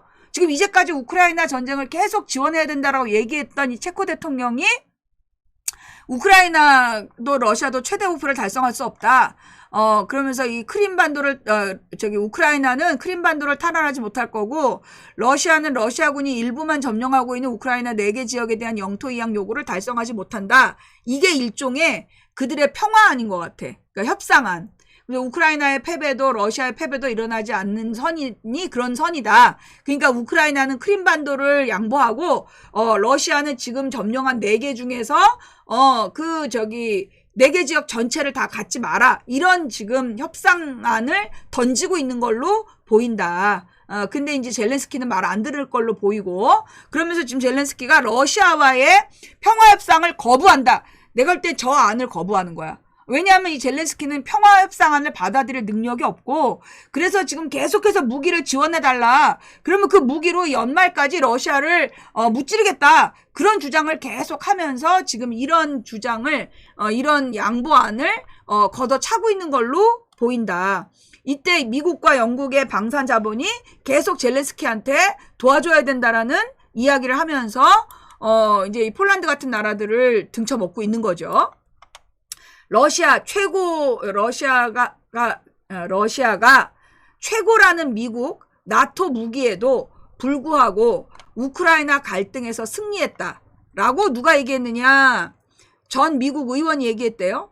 키이우 정권이 미국과 다른 나토 동맹국으로부터 수십억 달러 상당의 무기를 지원받았음에도 불구하고 러시아의 우크라이나 내 특수 군사작전이 성공을 거두고 있다고 미국의 전 의원 론 폴이 밝혔다. 사실 러시아는 수천억 달러와 미군과 나토 국가의 최고 무기 체계에도 불구하고 전쟁에서 승리하고 있다. 점점 더 정교해지는 무기의 새로운 선적은 우크라이나의 전장에서 승리를 가져다 주지 못할 거다. 그것은 더 많은 우크라이나 군인들의 죽음과 무기 제조업체에 더 많은 이익을 낳을 뿐이다. 이러면서 이 칼럼에서 이야기했다. 바이든 행정부가 우크라이나의 러시아 영토 깊숙한 곳에 타격 요청을 거부한 것으로 알려지면서 지난주 세계는 간신히 핵 파괴를 피했다고 말했다. 그러나 폴은 우크라이나 이전의 요청은 처음에는 거부되었지만 나중에 승인되었다라고 덧붙였다. 항상 우크라이나가 요구하면 미국이 거절하는 척하다가 나중에 승인하기 때문에 결국은 계속해서 이제 이 전쟁에 대한 이 위험은 유지될 것이다. 근데 지금 러시아가 이겼다. 그걸 인정해라. 라는 이제 미국의 전 의원이 있었단 이야기예요. 지금 이러고 있는데 러시아는 그런 막 공포에 벌벌 떠는 게 아니라 지금 카잔에서 러시아의 카잔이라는 곳에서 브레튼 우즈가 열릴까? 브레튼 우즈 체제라는 게 달러 중심 체제를 만들었던 그 국제협상을 말하는 거잖아요. 그런데 이제 이번에 카잔에서 브레튼 우즈를 열려고 하고 있다. 이게 무슨 얘기냐? 한마디로 달러를 대체할 화폐에 대한 논의가 이번 회의에서 아주 활성화되어 있다. 이런 이야기. 그래서 지금 시베리아 횡단철도, 만주 횡단철도, 몽골 횡단철도, 바이칼 아무르 횡단철도 뭐 이런 것들을 지금 이제 이렇게 우리 월산 낙타님이 갖고 오셨고요. 그리고 이제 이 카잔이라는 곳의 위치가 여기다 모스크바, 사란스키, 뭐 니즈니 노브고로드 옆에 이제 이 카잔이라는 도시가 있는데 이 카잔에서 브릭스 회담이 열린다. 라는 정보를 주셨습니다. 좌우지간 지금 브릭스는 굉장히 큰 그 격변, 한마디로 달러에 의존하지 않는 새로운 경제 체제를 지금 준비하고 있는 거다. 여기에 대해서 내가 이제 고를래다가 좀 표현이 너무 좀 그래서 안 고른 기사가 있는데 뭐냐 하면 그 쿼드가 이 브릭스나 SCO에 비하면 빈혈 난장이와 같다라고 어떤 사람이 얘기를 했더라고요. 이제 그 사람은 미국인인 것 같은데, 그 좀 말을 좀 막 하는 사람인가 봐. 원래 막 이렇게 가리지 않고 막 말하는 사람인가 봐요. 근데 이제 그 사람이, 쿼드에 모여있는 그러니까 미국에서 회의를 했잖아. 뭐 인도하고 뭐 호주하고 이렇게 해서 이제 회의를 했는데, 그 모습이, 중국이 주도하고 있는 브릭스하고 SCO, 중러가 주도하고 있는 그들하고 비교해보면 너무나 초라해 보인다 이거야. 왜냐하면 지금 이 브릭스하고 SCO에 브릭스에 가담하려는 세력들이 지금 엄청나게 많이 줄을 서 있고 그 사람들이 굉장히 자주적인 힘을 갖게 되면 무서운 사람들인데 그 사람들이 다 지금 브릭스하고 SCO로 가고 있다. 그런데 지금 미국이 호주하고 인도하고 또 누구지? 일본인가? 뭐 이렇게 모아가지고 쿼드라는 걸 만들어서 거기서 막 태평양 안보를 이야기하는데 사실 인도는 거기 있지만 절대 안 도와줄 거라는 거 알잖아요. 인도가 거기 들어가는 있지만 절대 걔네들이랑 같이 군사행동을 할 거라고는 우리가 예측하지 않는 게 정상이죠. 내가 볼 때 인도는 정보 차원에서 정보를 확보하기 위한 차원 그리고 자신의 존재감을 인식시키기 위해서 거기 들어가 있는 거지 절대로 쿼드랑 같이 태평양에서 전쟁을 일으키려는 의도는 난 없다고 봐요. 나머지 호주도 그렇죠. 호주에 인구가 없어. 전쟁을 하려도. 결국은 이제 그런데 호주에는 무기 공장이 있어. 그러니까 이제 이 무기 공장을 만들고 그걸로 이제 호주에, 뭔가 경제를 한번 살려보겠다라는 정치권의 의도가 있는데, 근데 호주 내부에서의 비판이 뭐다? 야, 그 전쟁이 지금 그 아시아 쿼드가 노리는 건 중국과의 전쟁인데, 호주는 중국의 도움 없으면 못 산다. 그래서 지금 뉴질랜드하고 호주가 다 친미 정권인데, 이게 지금 중국과의 전쟁을 위한 쿼드에 자꾸 끼면 안 된다라는 내부의 반론들이 올라오고 있는 상태다. 그런 상태에서 쿼드 모임을 했다고 제정신이 아닌 바이든이 막 이렇게 얘기를 해봤자, 별로 영향력이 없어 보인다라는 기사를 하나 봤어요. 그 다음에 이제 이번 기사는 뭐냐. 아까 그 영국의 외무장관 수상하다 했잖아요. 예. 지금 이제 지난번에 스타머 총리, 예, 안경 쓴 거랑 안 쓴 거랑 모습이 굉장히 달라요. 예, 그랬던 이 사람이 지금 완전히 뭐 지지율이 급락하고 연일 스캔들 때문에 난리가 났다는 거야. 그 이유가 뭐냐 했더니 이 사람을 비롯해서 그 장관 몇 명이 무슨 뭐 되게 유명한 연예인의 그 공연 티켓을 공짜로 받고 그 다음에 뭐 옷을 굉장히 이제 고급 옷을 또 선물로 또 받았다는 거야. 그게 이제 정권 초에 터진 거야. 그냥 뭐 똑같은 옷을 입었다라고 우리가 기사에서 봤던 게 그냥 그런 메이커를 좋아하는 게 아니라 그게 어느 업체로부터 옷을 지원받은 거야. 그래서 그게 이제 스캔들이 됐다는 거예요.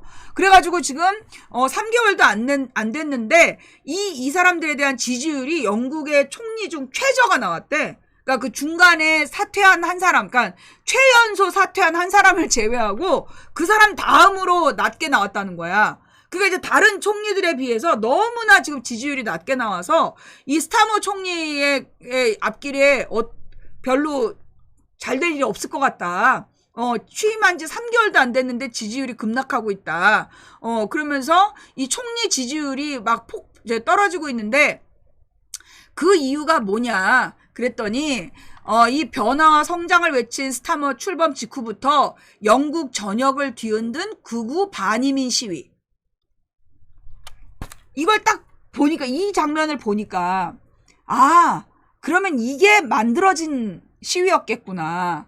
그러니까 극우 시위를 일으킨 이유가 스타머 정부를 흔들기 위해서 극우 시위를 만들었구나. 강경 대응을 선언했지만 사회적 불안감이 커지는 것을 막지 못했다. 대규모 부채 위기 속에서 공공부문의 지출을 삭감했고 증세 등을 둘러싼 논란도 계속 이어졌고 여기에 최근 이 스타머 총리 부부와 엔젤라 레이너 부총리를 비롯한 노동당 고위급 인사들이 고가의 의류, 아스널 축구 경기, 테일러 스위프트의 콘서트 티켓 등을 선물로 받았다는 스캔들까지 터져서 지금 용납이 안 되는 분위기라는 거예요. 예. 그래서 이게 규정 위반은 아니래. 당국에 28일 내에 신고를 하면 이게 불법은 아니라는 거야. 그런데 그 불법이 아닌 것을 스캔들로 계속 문제를 만들어가는 거죠. 그러니까 이 노동당 정부에서 처음에 이제 약속한 내용들이 있을 거 아니야. 노동당이 저기를 잡았을 때는 그 우크라이나 전쟁이나 이스라엘 전쟁에 지원하지 말라는 유권자들의 요구, 그리고 저 영국 시민들에 대한 복지를 늘리라는 그런 요구들이 있었을 거고 그걸 약속해 왔을 거란 말이야. 그런데 일부러 극우 시위를 일으켜서 스타머의 지지율이 막 내려가고 있다. 이러면서 지금 그 예산안에 증세 지출 감축 뭐 이러면서 지금 이제 이 스타머가 잘못하고 있다. 그런 논리를 막 펴고 있는 거야. 사실 저런 고가의 의류를 받는 게 불법이면 문제인데 그런 것을 28일 안에 신고만 하면 불법이 아니라는 거야. 그런데 불법이 아님에도 불구하고 국민들의 분노가 계속 올라온다. 이거는 그걸 부추기는 사람들이 좀 있는 걸로 보이고 그 목표는 노동당이 원래 추구하는 노동당이 책임져야 하는 그러한 어떤 그 정책들이 있을 거 아니야. 그 정책을 포기시키기 위해서 이렇게 지지율이 떨어졌다라는 그런 보도를 하고 있는 게 아닐까라는 소설. 근거는 없다는 얘기죠. 예. 그 다음, 이 텔레그램 CEO가 태도를 바꿨다. 그래서 범죄자들의 IP를 정부에 넘기겠다. 그럼 앞으로 텔레그램으로 나한테 욕했던 애들도 이제 잡을 수 있다는 얘기인가? 하여튼, 그래서 이게 이제 CIA에게 졌다라고, 이 텔레그램 CEO를 막 이제 비난하는 그런 국제사회의 이야기들이 있다. 근데 뭐 지금 틱톡도 미국의, 미국의 압력에 따라서 지금 이제 그 러시아 투데이라는 RT 언론을, 모든 틱톡에서 지금 채널을 삭제하고 있다는 거야. 그래서 아랍어판도 삭제하고 영어판도 삭제하고 그래서 중동이나 이 서구 지역에서는 RT를 못 읽게끔 그렇게 이 틱톡에서 조치를 취했다. 라는 거고요. 좌우지간 이제 이 영국의 상황을 봤고요. 그 다음에 이제 이 프랑스의 프랑스에서 이 텔레그램 CEO를 잡아가지고 협박해서 이런 일을 해냈잖아.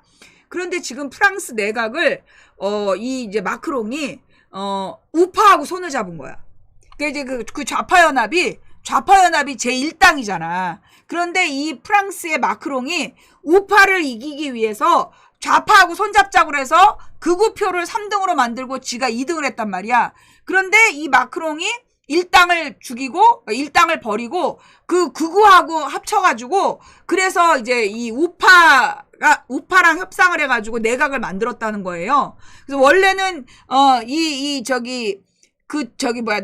나토에서 온 그 총리 그 사람이 이 극우하고 좌파가 손을 잡으면 쫓겨날 수 있는 상황이었는데 극우랑 손을 마크롱이 잡아버린 거야. 그래서 지금 이제 이 그 프랑스의 시민들이 마크롱은 도둑이다. 유권자들의 그 의도를 훔쳤다. 그래가지고 지금 막 시위를 하고 있다는데 좌우지간 얘네들이 바로 누가 그 프랑스의 내각으로 뽑힌 애들이고 이들이 모두 극우다. 이 극우 세력이고, 이스라엘과 이 그 우크라이나 전쟁, 뭐 이런 것들에 대해서 어떤 입장을 취할지 앞으로 지켜봐야 돼. 웃기는 건 얘네들이 극우인데, 이 프랑스의 극우는 우크라이나 전쟁 반대를 해서 인기를 얻은 거야. 근데 얘네들은 내가 볼 때 절대 우크라이나 전쟁 반대 안 할 애들이야. 왜? 총리제가 나토에서 온 애야. 나토 관료 출신이기 때문에 지금 이제 프랑스를 나토에서 가장 강한 마크롱에 대한 신뢰감이 없기 때문에 지금 나토 직속으로 프랑스를 관할하기 위해서 왔어. 걔가 지금 극우랑 손을 잡고 내각을 꾸렸는데 이 꾸려진 내각이 지금 뭐 이스라엘 전쟁이나 우크라이나 전쟁을 반대할까? 난 아니라고 봐요. 예, 가능성 별로 없다. 왜냐면 총리가 꾸린 애들이기 때문에. 예, 프랑스 진통 끝에 정부를 출범시켰는데 우양우 기조. 야당이 반발. 그 한마디로 이제 그 제1당, 그 마크롱을 믿고 협조한 게 문제였던 거죠. 근데 좌우지간 지금 이제 그 1당을 제끼고 이 극우파들이, 이 프랑스를 점령하고, 그런데 사실 이제 극우파라기보다 얘네들은 다 파시스트라고 봐야 되는 거야. 내가 이제 지금 요즘에 계속 고민하고 정리하는 게 우리가 극우라는 표현을 아무한테나 쓰는데 얘네들은 전쟁주의자들로 보인다. 이 나토에서 돌아온 관료가 꾸린 이 프랑스 내각은 전쟁주의자로 봐야 된다. 그러니까 극우라고 얘기하기보다 이들은 그냥 전쟁주의자, 방위산업체 사람들이라고 봐야 된다. 라는 게 이제 나의 생각이고 이걸 우양우라고 얘기할 수 없다. 왜냐? 우파는 원래 국가의 이익을 우선해야 돼요. 그런데 지금 이 나토는 프랑스의 이익을 우선할까요? 아니요. 프랑스의 이익을 우선하지 않아요. 예, EU가 전부 다 이 프랑스가 주도해서 EU 사람들로 하여금 방위산업 예산을 늘려라. 국방 예산 늘리라는 협박하려고 꾸려진 애들이기 때문에 이런 애들을 우양우라고 얘기하면 난 안 된다라고 봐. 이게 그 르펜당이 이 시민들의 그 지지를 얻기 위해서 전쟁 반대를 얘기했지만 내가 그랬잖아. 걔네들이 집권해서 절대 전쟁 반대 안 할 거다. 얘네들도 난 마찬가지라고 봐요. 과연 프랑스 얘네들이 정말로 우크라이나 전쟁에서 손을 떼겠다라고 선포하고 우크라이나에 대한 지원을 중단한다라고 선포한다라면 나는 이제 국제뉴스도 접어야지. 근데 그럴 가능성은 난 없다라고 본다. 자, 이렇게 해서 그 프랑스까지 들여다봤고요. 다음은 이제 중국 이야기를 오랜만에 한번 보겠습니다. 네. 중국산 커넥티드카 소프트웨어 쓰는 차량도 사실상 퇴출. 한마디로 커넥티드카가 뭐냐? AI 자동차. 그래서 전기차. 모든 게 컴퓨터로 구성되는 그 중국산 전기차에 소프트웨어를 쓰는 차량도 퇴출시키겠다. 그래서 이제 중국의 그 소프트웨어가 한마디로 이 미국에 돌아다니지 못하게 하겠다는 거야. 왜냐하면 이 전기차라는 게 자율주행 시스템이 있고 그 자율주행 시스템이라는 건 모든 차 둘레에 뭐가 있다. 그 카메라가 달려있다. 그래서 그 카메라를 읽고 얘는 이 센서와 카메라가 복합적인 인식을 해서 뭐 차선을 변경하고 이런 결정을 하기 때문에 그래서 이런 커넥티드카 소프트웨어 자체가 한마디로 간첩 행위에 미국을 중국이 들여다보는 거다. 그러니까 하면 안 된다. 그럼 우리는 테슬라 어떻게 해야 되냐고. 테슬라도 똑같은데. 모든 전기차는 그럴 수밖에 없어. 그럼 이제까지 미국에서 테슬라를 밀어준 이유가 그렇게 전 세계를 들여다보기 위해서냐. 그러니까 이제 이 테슬라가 세워져 있는 그 주차장에서는 조심들 해야 되는 거예요. 이 테슬라의 모든 카메라가 사방 360도로 다 찍고 있다는 거야. 매우 위험한 그런 상황인 거죠. 그러니까 이제 미국의 진해가 그런 커넥티드 소프트웨어를 그런 정보 취득을 위해 이용해 봤기 때문에 중국산 커넥티드 카도 그럴 거라는 생각으로 지금 이 소프트웨어 쓰는 차량도 퇴출시키겠다라고 얘기하고 있다라는 이야기고요. 그다음 이제 중국의 외교부에서 미국은 패권 유지와 중국 견제에 집착을 버리고 지역 국가를 도구로 삼는 일을 중단해야 된다. 지금 미국이 이제 누구는 윤석열이는 워낙 민주당이 그 다수당이라서 별로 실세가 아니고 그다음에 이제 대만도 지금 총통을 그렇게 밀어주고 있지만 대만 의회가 중국과의 전쟁을 반대하고 있고 두 나라는 의회가 꽉 잡고 있는 거야. 그런데 어디는 필리핀은 지금 의회가 별로 힘이 없기 때문에 그 마르코스를 이용해서 마르코스 네 벌금 깎아줄게 이걸로 지금 이제 후려쳐가지고 계속 중국에다가 들이대고 있는 중이에요. 그래서 이제 그 필리핀을 통한 남중국해의 갈등을 계속 부추기고 그러면서 이번에 CBS에서 뭐 60분짜리 뭐 60분이라는 무슨 시사 프로에서 필리핀이 겪고 있는 그 중국의 핍박 이것을 이제 드라마로 그렸다는 거야. 근데 그게 다 허위사실이래. 그런 내용을 지금 이제 얘기하고 있는 중이고요. 그 다음에 이런 와중에 중국에서 ICBM 한마디로 장거리 미사일 탄도미사일을 태평양으로 발사하는 실험을 했다는 거야. 근데 이게 이제 이 사거리가 12,000km라는 거예요. 중국에서 12,000km면 미국까지 그냥 간다는 얘기죠. 그죠? 예, 근데 이제 이게 둥펑 41. 이게 뭐냐면 핵미사일이야. 얘네가 이제 얼마 전에 공개한 핵미사일 둥펑 41이라는 거를, 거기다 이 둥펑은 핵탄두를 여러 개를 다룰 수 있는 그런 다탄두 ICBM인데, 한마디로 그 ICBM이 그 미국 안에 들어가서 핵탄두가 여러 개로 분리가 돼가지고 공격하는 그런, 그런 미사일인데 이거를 태평양으로 발사했다는 거예요. 아니 뭐 북한도 맨날 하는데 중국이나 러시아는 태평양으로 그걸 안 했었대. 왜냐하면 태평양에다가 ICBM을 쏠 수 있는 건 미군만이 갖고 있는 특권이었대. 그래서 중국이나 러시아는 자기네 영토 안에서 그렇게 실험을 했대요. 이런 장거리 미사일을. 그런데 지금 중국이 이 ICBM을 태평양으로 처음으로 발사를 했다는 거야. 그래서 미국의 패권에 전면 도전을 했다는 거야. 그러면서 이제 태평양 공해상의 ICBM 시험 발사를 성공했다라고 중국의 국방부가 발표했다는 거예요. 그런데 구체적인 재원이나 발사 장면은 공개 안 하고 날아가는 모습만 공개하면서 이제 중국의 ICBM이 태평양으로 발사됐는데 바로 얼마 전에 러시아에서 이 ICBM 발사 훈련을 했대. 하도 오래돼가지고 한번 쏴보는 훈련했는데 실패했다네. 그런데 지금 그 실패하자마자 중국에선 성공했다는 거야. 그런데 이 중국의 ICBM 미사일이 러시아 기술을 받아서 만든 거래. 근데 러시아는 실패했는데 중국은 성공했다는 거야. 그래서 기술을 이전받아서 더욱더 발전시키고 성공한 사례다. 그러면서 이제 이 중국이 미국에다가 큰 포석을 놓은 거죠. 바둑으로 치면 막 이제 여기서 싸움을 하고 있었는데 되게 큰 돌을 저쪽에 딱 놓은 거야. 나 여기 깰 거야. 그래서 지금 이제 미국한테 한 방을 지금 먹인 것 같은데 미국이 앞으로 무슨 반응을 할지 좀 지켜봐야 될 것 같다라는 이야기. 그 다음 이야기는 드디어 이제 불편한 소설 국내 편이죠. 네. 자, 일단 심호흡들 하시고, 첫 번째 이야기는, 지난번에 이제 어떤 분이 나한테 우리 채팅창에서도 질문이 들어왔던 내용인데, 통일하지 말자. 기성세대에는 통일할 역량도 포기할 권리도 없다. 뭐 이게 무슨 얘기냐. 임종석 문재인 정부 청와대 비서실장이 통일하지 말자며 평화적이고 민족적인 두 국가를 수용하자는 발언이 파문을 불러일으키고 있다. 특히 이제 이 통일시대 같은 언론에서는 엄청 무섭게 비판을 했어요. 여권과 보수 언론에서 이 조선의 김정은 국무위원장의 주장에 동조한 것이라며 색깔론을 펴고 있지만, 그러니까 통일시대는 극좌야. 극좌에서도 비판을 했단 말이야. 이는 전략적 공격에 지나지 않는다.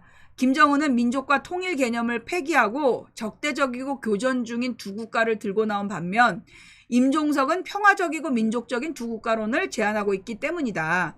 기실 이러한 주장이 새로 나온 것은 아니다. 필자 역시 8월 11일자 한겨레 칼럼에서 비슷한 주장을 편 바 있다.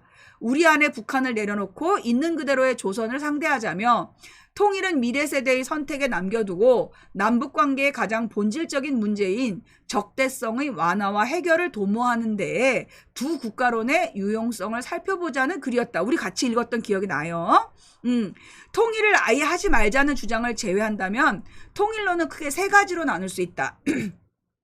첫째는 가급적 빨리 통일한다는 목표를 가지고 정책 주안점을 통일 실현에 맞추는 것이다. 이는 사실상 흡수 통일을 겨냥한 것으로 김영삼, 이명박, 박근혜, 윤석열 정부의 접근법이라고 할 수 있다. 둘째, 통일은 천천히 하면서 화해협력과 평화정착을 이뤄내 통일 기반을 닦는 데 힘을 쏟자는 것이다. 이는 평화통일을 의미하는 것으로 노태우, 김대중, 노무현, 문재인 정부의 접근법이다. 오랜 기간 많은 국민이 원했던 바이기도 하다. 셋째는 통일은 미래 세대의 선택에 맡기고 우선 남북관계를 평화적인 두 국가로 재설정하는 데에 주안점을 두자는 것이다. 이러한 접근은 역대 정부가 선택한 적은 없지만 최근 들어 조금씩 고개를 들고 있다. 냉정하게 보면 첫째는 몽상에 가깝다. 대다수 국민이 원하는 바도 아닐 뿐더러 오히려 남북 간의 적대성만 심화시켜 통일을 더 어렵게 만든다. 뭐가? 흡수통합론. 그 흡수통일론. 둘째와 셋째 사이에는 공통점도 있지만 차이점도 있다. 공통점은 당면 과제로 화해협력과 평화를 중시하면서 통일을 훗날의 희망으로 남겨두자는 것이다. 반면 차이점은 그 과정에 있다. 둘째는 통일 지향적인 특수관계와 과정으로서의 통일을 중시한다. 셋째는 특수관계론보다는 상호 간의 국가성의 존중에 기반을 둔 평화적인 두 국가론을 중시한다. 각기 장단점이 있겠지만 엄연한 현실부터 직시할 필요가 있다. 그것은 바로 91년 체제의 파탄이다. 91년 체제란 남북이 유엔에 동시 가입하면서도 남북 기본 합의서를 통해 쌍방 사이의 관계가 나라와 나라 사이의 관계가 아닌 통일을 지향하는 과정에서 잠정적으로 형성되는 특수관계라고 규정한 것을 의미한다. 아예 91년에 유엔에다가 이렇게 남북관계를 그 통일을 지향하는 과정에서 잠정적으로 형성되는 특수관계라고 써놨다는 거예요. 이는 국제법적으로는 두 국가이면서도 민족 내부적으로는 통일 지향적인 특수관계를 지향함으로써 둘 사이의 선순환을 도모해보자는 취지를 담고 있었다. 방점은 특수관계론에 있었다. 하지만 남북은 통일 지향적인 관계를 수립하는 데에 대해도 서로가 국가성을 인정하면서 평화 공존을 도모하는 데에도 실패하고 말았다. 오히려 오늘날 남북관계는 가장 가까우면서 가장 적대적인 이웃을 향해 퇴행을 거듭하고 있다. 그래서 고민과 토론의 지점은 특수관계론에 입각한 91년 체제를 복원하는 데에 주안점을 둘 것인지 지금까지 시도하지 못한 평화적 두 국가론에 방점을 찍는 신체제를 모색할 것인지에 두어야 한다. 양자택일할 필요는 없다. 한쪽의 선택이 다른 한쪽의 미래를 열어줄 수도 있기 때문이다. 일단 특수관계론을 복원하는 것은 불가능하다. 왜? 북한이 버렸어. 91년에 동의했던 특수관계론을 버렸다는 거야. 그래서 다른 경로, 즉 평화적 두 국가론을 우선 추구하면서 특수관계론을 되살릴 수 있는 방법이 더 현실적이고 이롭다. 특수관계론에 입각한 북한이란 호칭보다 공식 국호인 조선민주주의인민공화국 조선이라고 부를 때 적대성의 완화와 대화의 가능성은 높아진다. 그러니까 이번에 북한 선수들이 북한이라고 부르면서 질문하면 대답하지 않은 이유가 이제 우리는 북한이나 남한이라고 부르지 않겠다. 북한 남한이라는 표현이 바로 특수관계를 상징하는 표현인데 이제 조선과 대한민국, 그러니까 그쪽에선 남조선, 우리는 북한 이렇게 불렀잖아. 그런데 이제 그게 이제 바뀌었다는 거야. 이제 걔네들이 그렇게 안 부르고 우리나라를 남조선이 아니라 대한민국이라고 부르기 시작하면서 이제 특수관계는 없다. 이제 우린 적대적인 두 국가다라고 지금 북한이 주장을 하고 있기 때문에 그 특수관계로 돌아갈 수가 없게 된 거예요. 예. 왜 바뀌었냐? 우리나라 윤석열 대통령이 북한에 대한 선제 공격을 막 떠들었잖아. 그 대통령 되자마자 선제 공격을 하겠다라고 계속 떠들어갖고 미국한테 혼났어. 그 선제 공격의 의미를 모르면서 미필이 막 떠들다가 미국에서 그런 말 함부로 하지 말라 그래서 선제 공격이 쏙 들어갔는데, 그리고 나서 한미일의 연합훈련이 계속 북한을 공격해 들어가는 훈련을 하다 보니까 북한이 이것은 적대적 관계라고 본다. 그래서 우리의 훈련을 이거 공격 시도라고 북한은 받아들이는 거예요. 그래서 이제 그 적대적 두 국가다라고 북한이 주장한 거야. 근데 이제 이걸 임종석이 평화적인 두 국가로 만들자라는 주장을 했다라는 이야기네요. 예. 그래서 특수관계로 입각한 북한이란 호칭보다 조선이라고 부를 때 적대성의 완화와 대화의 가능성이 높아진다. 휴전선을 가로지르고 있는 양측의 오물과 확성기 방송도 국제규범에서 해결책을 찾을 수 있다. 특수관계론의 가장 폭력적인 발현이라고 할 수 있는 한국의 유사시 무력 통일론과 조선의 전시 무력 편입론 모두 유엔 헌장에 위배되는 만큼 이를 내려놓는 것도 공론해 볼 수 있다. 한국의 유사시 무력 통일론, 그리고 북쪽에서 갖고 있는 조선의 전시 무력 편입론 모두 유엔 헌장에 위배된다. 그래서 엄연한 현실인데 망각하고 있는 게 있다. 한국과 조선이 유엔 회원국이라는 게 바로 그것이다. 그리고 평화 공존의 기본도 유엔 헌장에서 찾을 수 있다. 주권과 영토 보존 존중, 내정 불간섭 원칙, 분쟁의 평화적 해결, 평화 유지 노력 등이 바로 그것들이다. 이를 통해 알 수 있듯이 평화 공존의 가장 중요한 원칙은 국가성의 인정이다. 남북 모두 유엔 회원국이라는 자각은 특수관계론의 법적 토대인 국가보안법의 폐지와 헌법 개정 논의에도 활력을 불어넣을 수 있다. 이러한 점들을 종합해 볼 때 구체제를 복원하는 것보다 신체제를 도모하는 게 낫다.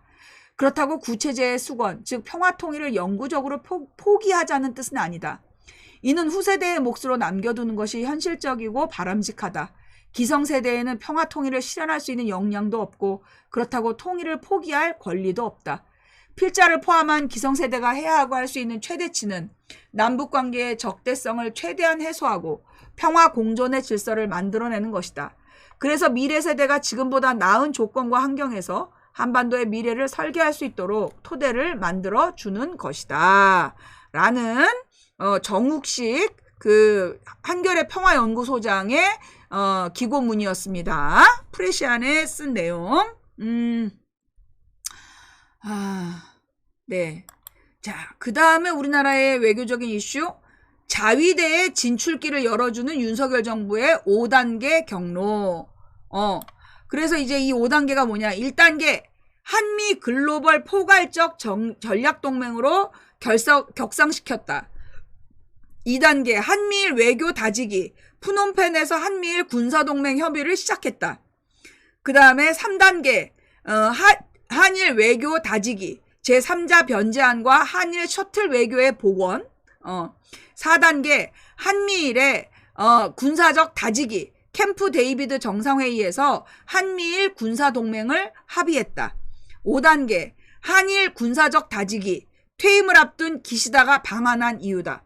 퇴임을 앞둔 기시다의 방안은 바로 한일 군사적 다지기를 위한 것이다. 바로 한일 상호 군수지원 협정으로 대표되는 한일 군사협력의 제도화이다. 군수란 병력을 제외한 전쟁 물자를 총칭한다. 한미일 군사동맹이 한미일 병력의 상호협력과 지원을 담고 있기 때문에 한일 악사가 체결된다면 사실상 한일 군사동맹이 체결되는 것과 같은 효과를 낳는다. 한일 악사 체결은 곧 한일 군사동맹인 셈이다. 일본 외무성 소속의 연구재단이 일본 국제문제연구소는 2024년 2월에 동란의 세계라는 부제가 달린 전략 연차 보고를 발간했다. 한미일 캠프 데이비드 회담을 더욱 효과적으로 만들기 위해 지휘 통제 분야에서 협력 심화를 주문하고 특히 자위대가 한미연합사령부와 유엔사로 연락원을 파견하고 상호 군수 지원 협정을 체결할 것을 권고한다. 그러니까 독일이 유엔사로 들어오는 이유가 일본을 유엔사로 끌어들이기 위한 명분을 만들기 위한 거다라고 우리가 예측했던 게 바로 이 이유 때문이다. 한마디로 이 윤석열이 일본의 자위대를 우리 한반도로 끌어들이기 위해서 지금 최선을 다하고 있다. 라는 것이죠.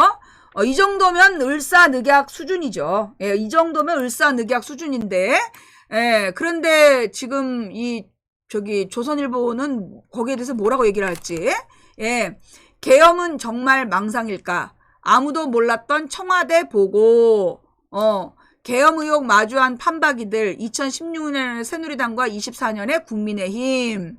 자, 그래서 2018년 문재인 대통령의 특별 지시로 계엄령 문건 의혹 군검 합동수사단이 꾸려졌다. 합수단은 윤석열 당시 서울중앙지검장의 측근으로 알려져 있던 노만석 검사를 위시한 특수부 검사들과 군 검사들로 꾸려졌다. 이들은 8월경 국방부 청사 컴퓨터 압수수색 과정에서 괴상한 문건 하나를 손에 넣게 된다. 컴퓨터의 주인은 박근혜 정부 말 청와대 국가안보실 국방비서관실에서 행정관으로 근무했던 군 법무관 A 중령이었다. 정권이 바뀐 뒤 다시 국방부에 복귀해 복무 중이었다. 그의 컴퓨터에서 발견된 문건은 2016년 10월에 작성된 보고서였다. 그때는 아직 박근혜 탄핵 촛불이 본격화되기 전이었고 최순실 태블릿 PC 보도도 발견되지 않았을 때지만 대통령 지지율은 20%대로 급락한 상태였다. A 중령이 작성한 보고서에는 북한 급변사태 발생을 명분으로 남한의 비상계엄을 선포할 수 있다는 법리 검토가 담겨 있었다. A 중령은 북한 급변사태가 발생하더라도 군사적 충돌이 발생하지 않은 상황에서 곧바로 남한의 행정, 사법기 등이 마비되지는 않을 것이기 때문에 요건상 비상계엄을 선포하는 일은 어렵다고 보면서도 헌법상 대한민국 영토는 한반도와 그 부속도서로 규정되어 있기 때문에 북한 지역에서 발생한 혼란을 빌미로 대통령이 한반도 전역에 비상계엄을 선포하는 방식으로 계엄 선포 요건을 우회할 수 있다는 황당한 논리를 전개했다.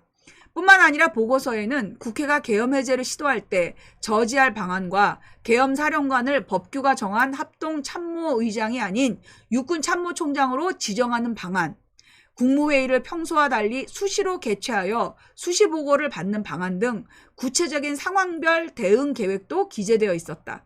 이러한 내용은 4개월 뒤에 국군 기무사령부에서 작성한 계엄 문건에도 동일하게 담기게 된다. 합수단 수사 결과 A 중령에게 보고서 작성을 지시하고 보고받은 사람은 김관진 국가안보실장이었다. 100번 양보해서 국가안보실이 북한 급변사태에 대비하는 계획을 세웠다 하더라도 이를 빌미로 법을 우회해 대한민국의 비상계엄을 선포하고 국회의원들을 체포해 계엄 해제를 차단하고 계엄 사령관을 합참의장이 아닌 육군 참모총장으로 임명하는 해괴한 법리 검토를 시켰다는 것은 이해하기 어렵다. 계엄이 필요한 상황이 발생했을 때 정부가 할 일은 헌법과 법률이 정한 대로 계엄을 선포하고 평소 합참이 준비해둔 대로 후속 절차를 밟는 것뿐이지 국회의원들을 잡아 가둘 모략을 꾸미는 것이 아니다. 정리하자면 박근혜 청와대는 김관진 국가안보실장의 지휘하에 이미 탄핵 정국이 시작되기도 전인 16년 10월 국정농단 의혹으로 대통령 지지율이 급락 중인 상황에서 계엄 선포 카드를 만지작거리며 구체적인 검토에 착수했던 것이다. 박근혜 대통령 탄핵 이후 징역형을 선고받고 복역하던 김 전 실장은 윤석열 정부에서 특별 사면으로 복권된 뒤 국방정책 컨트롤 타워인 국방혁신위원회 부위원장으로 화려하게 복귀했다. 이 위원회의 위원장은 대통령이다. 2024년 다시 계엄령 의혹이 불거지고 있다. 야당을 중심으로 대통령실이 여소야대와 저조한 정권 지지율을 타개하기 위해 계엄령을 검토하고 있다는 의혹이 제기되었다. 대통령실과 여당인 국민의힘은 즉각 반발했다. 지난 1일 대통령실 고위 관계자는 언론 인터뷰에서 야당의 계엄령 주장은 비상식적인 거짓 정치공사라고 비난했다.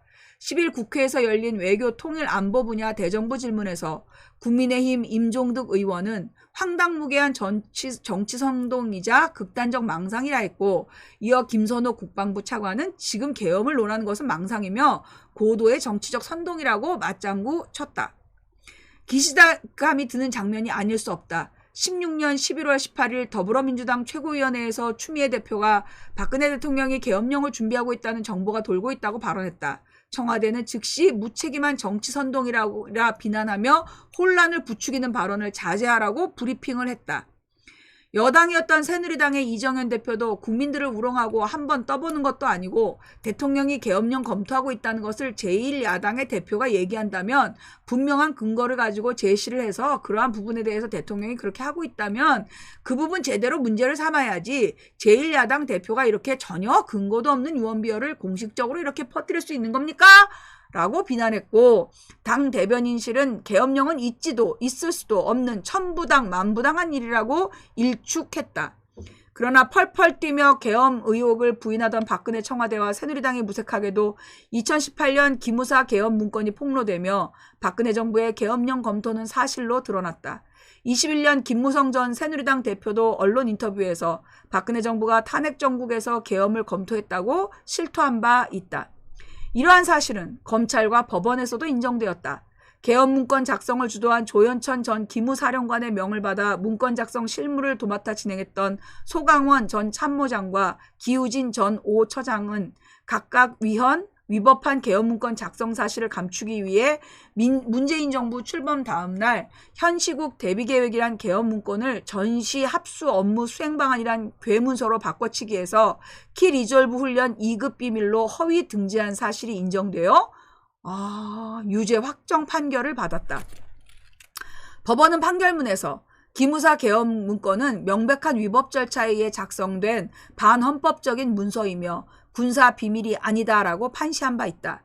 윤석열 대통령은 이들도 특별 사면했다. 어머, 지난 2월 20일에 검찰도 계엄 문건 작성은 기무사 권한 밖의 일일 뿐더러 위헌 위법한 내용을 담고 있다는 사실을 인정하며 조현천 전 기무사령관을 직권남용죄로 기소했다. 재판은 서울 서부지방법원에서 진행되고 있다. 최근 신원식 국가안보실장과 대통령실 고위 관계자, 여당 인사 등이 국회, 언론 등에서 기무사 계엄 문건은 실체가 없으며 문재인 정부가 날조한 정치 공작이며 단 한 사람도 기소한 바 없다는 주장을 펼치며 윤석열 정부의 계엄 검토 의혹을 반박하고 있는데, 이는 모두 거짓말이다. 이들이야말로 사실관계를 날조하며 정치 공작을 벌이고 있는 셈이다. 죄송합니다. 물론 과거에 있었던 일만으로 윤석열 정부의 계엄 검토 의혹이 기정사실화될 수는 없다. 그러나 불과 8년 전 권력자의 불순한 의도에 대한 감시와 견제가 망상이나 황당무계한 선동쯤으로 치부되어서는 안 된다는 교훈을 얻은 바 있다. 박근혜 청와대는 본격적인 촛불 시위가 확산되기 전부터 북한 정세를 빌미삼아 전국의 비상계엄을 선포할 계획을 검토하고 있었으면서도 야당의 의혹 제기를 무책임한 정치적 선동이라고 천연덕스럽게 받아쳤다. 그로부터 4개월이 지난 2017년 2월에 앞선 검토를 전환시켜 기무사 내 빈 사무실에 태스크 포스팅까지 꾸려놓고 남몰래 계엄 문건을 만들었다. 실행이 안 되었다고 그러한 시도가 없었던 사실이 되는 것은 아니다. 정권 보위를 목적으로 하는 계엄령은 검토나 계획 수립 자체가 내란 음모나 다름없다. 요즘같이 스마트폰이 보급된 시대에 계엄이 어떻게 가능하겠냐며 의혹을 일축하는 경우가 많다. 그러나 기무사 계엄 문건에는 KT 기지국 등을 장악해 주요 지역 통신을 마비시키고 언론사 보도를 검열할 구체적인 계획이 적혀 있었다. 정권이 국회의장과 부의장을 모처에 가둬 국회 동원을 막고 야당 의원들을 계엄법 위반 혐의로 현행범으로 체포하겠다고 마음먹으면 현실적으로 계엄을 해제할 방도도 없다. 정권을 뒤덮은 쿠데타는 어렵지만 정권이 벌이는 친위 쿠데타는 권력기관을 조기에 장악하고 시민의 저항을 제어하면 그다지 불가능한 일이라고 볼 것도 아니다.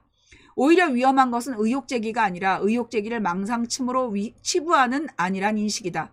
세계 곳곳에서 당연하게 여겨지던 견고한 민주주의가 무력 앞에 무너지는 일이 종종 벌어진다는 점을 명심해야 한다. 분명한 팩트는 김관진이 A 중령으로부터 계엄 검토를 보고받았을 때도, 기무사가 계엄 문건을 만지작거리고 있을 때도 아무도 그 사실을 몰랐다는 점이다. 저는 굉장히 이 글이 근거가 있다라고 생각했어요. 네, 계엄이 정말 망상일까? 아무도 몰랐던 청와대 보고서. 예, 그런데 지금 이제 임종석이 이 발언을 했어. 그러자 이 임종석이 나대는 거다. 다음 대선을 노리고 나대는 거다라고 외치는 사람들이 있어. 그래서 뭐 주접을 떤다는 둥, 아니야, 임종석이 아니라 김민석? 김민석이 뭐 서울시장을 하려고 뭐 설친다, 나댄다. 그래서 이제 사실은 이제 김민석이 원래 최고위원을 못할 뻔했는데 꼴등하고 있었는데 이재명이 김민석을 이제 그 최고위원 되게끔 밀어줬단 말이야. 그런데 이제 예상외로 1등을 했어. 그러니까 이제 김민석이 좀 더 큰 꿈을 품었겠죠. 뭐 이렇게 당 대표라든가 뭐 시장 선거라든가 뭐 이런 큰 꿈을 품으니까 이거를 이제 그 싫어하는 사람들은 누군지 감이 딱 와. 그런 사람들이 막 김민석을 뭐 주접던다 그러면서 막 욕을 하고 있는데 과연 그걸 주접이라고 넘길 일이냐. 한번 잘 생각해보고 대처하는 게 좋을 거다. 라는 이야기였고요. 성일종이 건강한 5060은 군 경계병 역할이 가능하다. 병력이 감소되는 것을 대응해서 이 재입대에서 복무가 아닌 민간인 신분으로 급여를 받고 경계 업무만 수행하게 할 수 있다. 그래서 7년에서 10년 복무 외국인에게 시민권을 주는 것도 대안이다. 라고 지금 국방 포럼에서 얘기했대요. 그러니까 그 경계 업무라는 게 만일에 우리가 북한이 주적이라고 생각한다면 북한군이 넘어오는 걸 이 5060들한테 들어가서 그 월급 받고 왔다 갔다 하면서 보라는 거잖아. 그죠? 예, 아니면 외국인한테 그거를 지켜보면 시민권을 준다. 이게 지금 그 국민의힘이 생각하는 안보예요. 예, 이게 지금 국민의힘이 생각하는 안보 정책이다. 정말 가지가지 여러 가지 한다. 그래요. 이제 국가의 국경 경계 업무를 민영화하자는, 예, 이거 옛날에 이명박이 했던 얘기예요. 예, 이명박이 군을 민영화하자는 얘기를 했었는데, 지금 이제 이 성일종이 또 같은 이야기를 했네요. 네. 지금 화면이 멈추고 있어요? 나 말하는 거 안 보여요? 지금 오늘 방송 상태가 굉장히 안 좋은가 봐요. 예, 지금 오늘 뭐 무슨 대회가 있나? 자, 다음 뉴스. 윤 정부 90조의 행방. 부자 감세에 처참한 대가. 지킬 생각도 의지도 없는 재정 계획. 한마디로 이번에 예산에서 기후 위기 예산을 350억을 몽땅 깎았다. 왜? 예산이 없어서, 돈이 없어서. 왜? 부자들한테 감세를 해주고 세입이 수십조 원이 줄어드는 바람에 그래서 세금이 없다고 지금 이제 기후 위기 재정을 깎은 건데 이게 왜 심각한 문제냐? 지금 국제사회에서는 수출품에 대해서만, 예, 지금 자꾸 멈추고 있대요. 자, 지금, 멈추는 님들 한번 나갔다 와보세요. 예, 멈추는 님들 한번 나갔다 와보시고, 그 업데이트를 한번 확인해 주세요. 그래서, 예, 지금 부자 감세의 처참한 대가를 지금 이제 치르고 있는데 문제는 뭐냐면, 다른 나라들이 수입품에 대해서만 친환경 조건을 내걸어. 자기네 나라에서 생산되는 거는 자기네 나라에서 만들어서 자기네가 쓰는 거는 반드시 친환경일 필요가 없는 거야. 아리백이 아니어도 돼. 그런데 자기 나라로 들어오는 것들은 아리백을 요구하는 거야. 유럽 같은 나라가. 그래서 신재생 에너지를 사용하지 않은 에너지로 만든 것은 수입을 못하게 하는 그런 지금 분위기란 말이야. 그런데 지금 우리나라는 가뜩이나 수출해서 먹고 사는 나라인데 그런 아리백에 맞추는 기준을 예산을 더 올려도 될까 말까 하는데 다른 나라는 몇 조 원씩 쓰는 거를 꼴랑 350억을 해놨던 걸 그것도 다 깎아버렸다. 그래서 이게 지금 이 예산으로 탄소 중립이 가능하겠냐. 지금 우리나라는 국제적 우리나라의 경제 좀 이제 이 윤석열 기간 동안에 기본적으로 이게 노안으로 눈도 안 보이는 5060한테 경계 업무를 맡기거나 아니면 외국인을 사다가 시민권을 미끼로 이 국경 경계를 맡기자는 이야기를 하지를 않나. 그 다음에 이제 이 자위대가 우리나라에 일본군 말하는 거야? 외국인 시민권 얘기? 자위대가 진출할 수 있는 길을 열어주기 위해서 5단계를 걷고 있으면서 그러면서 지금 계엄령을 설마 준비하고 있는 거야? 그래서 갑자기 김관진을 사면해서 데리고 들어간 거야? 라는 아무 근거 없는 소설. 예. 근데 좌우지간 지금 이 정권 하에서 한 가지 분명히 확실한 건 우리나라 경제는 망하고 있다는 거야. 세계 최고 수준의 우리나라의 의료 수준과 세계에서 10위권에 있었던, 그러니까 10위를 했던 우리나라 경제가 지금 계속 떨어지고 있는 건 분명해. 그리고 앞으로 더 크게 떨어질 가능성이 크다.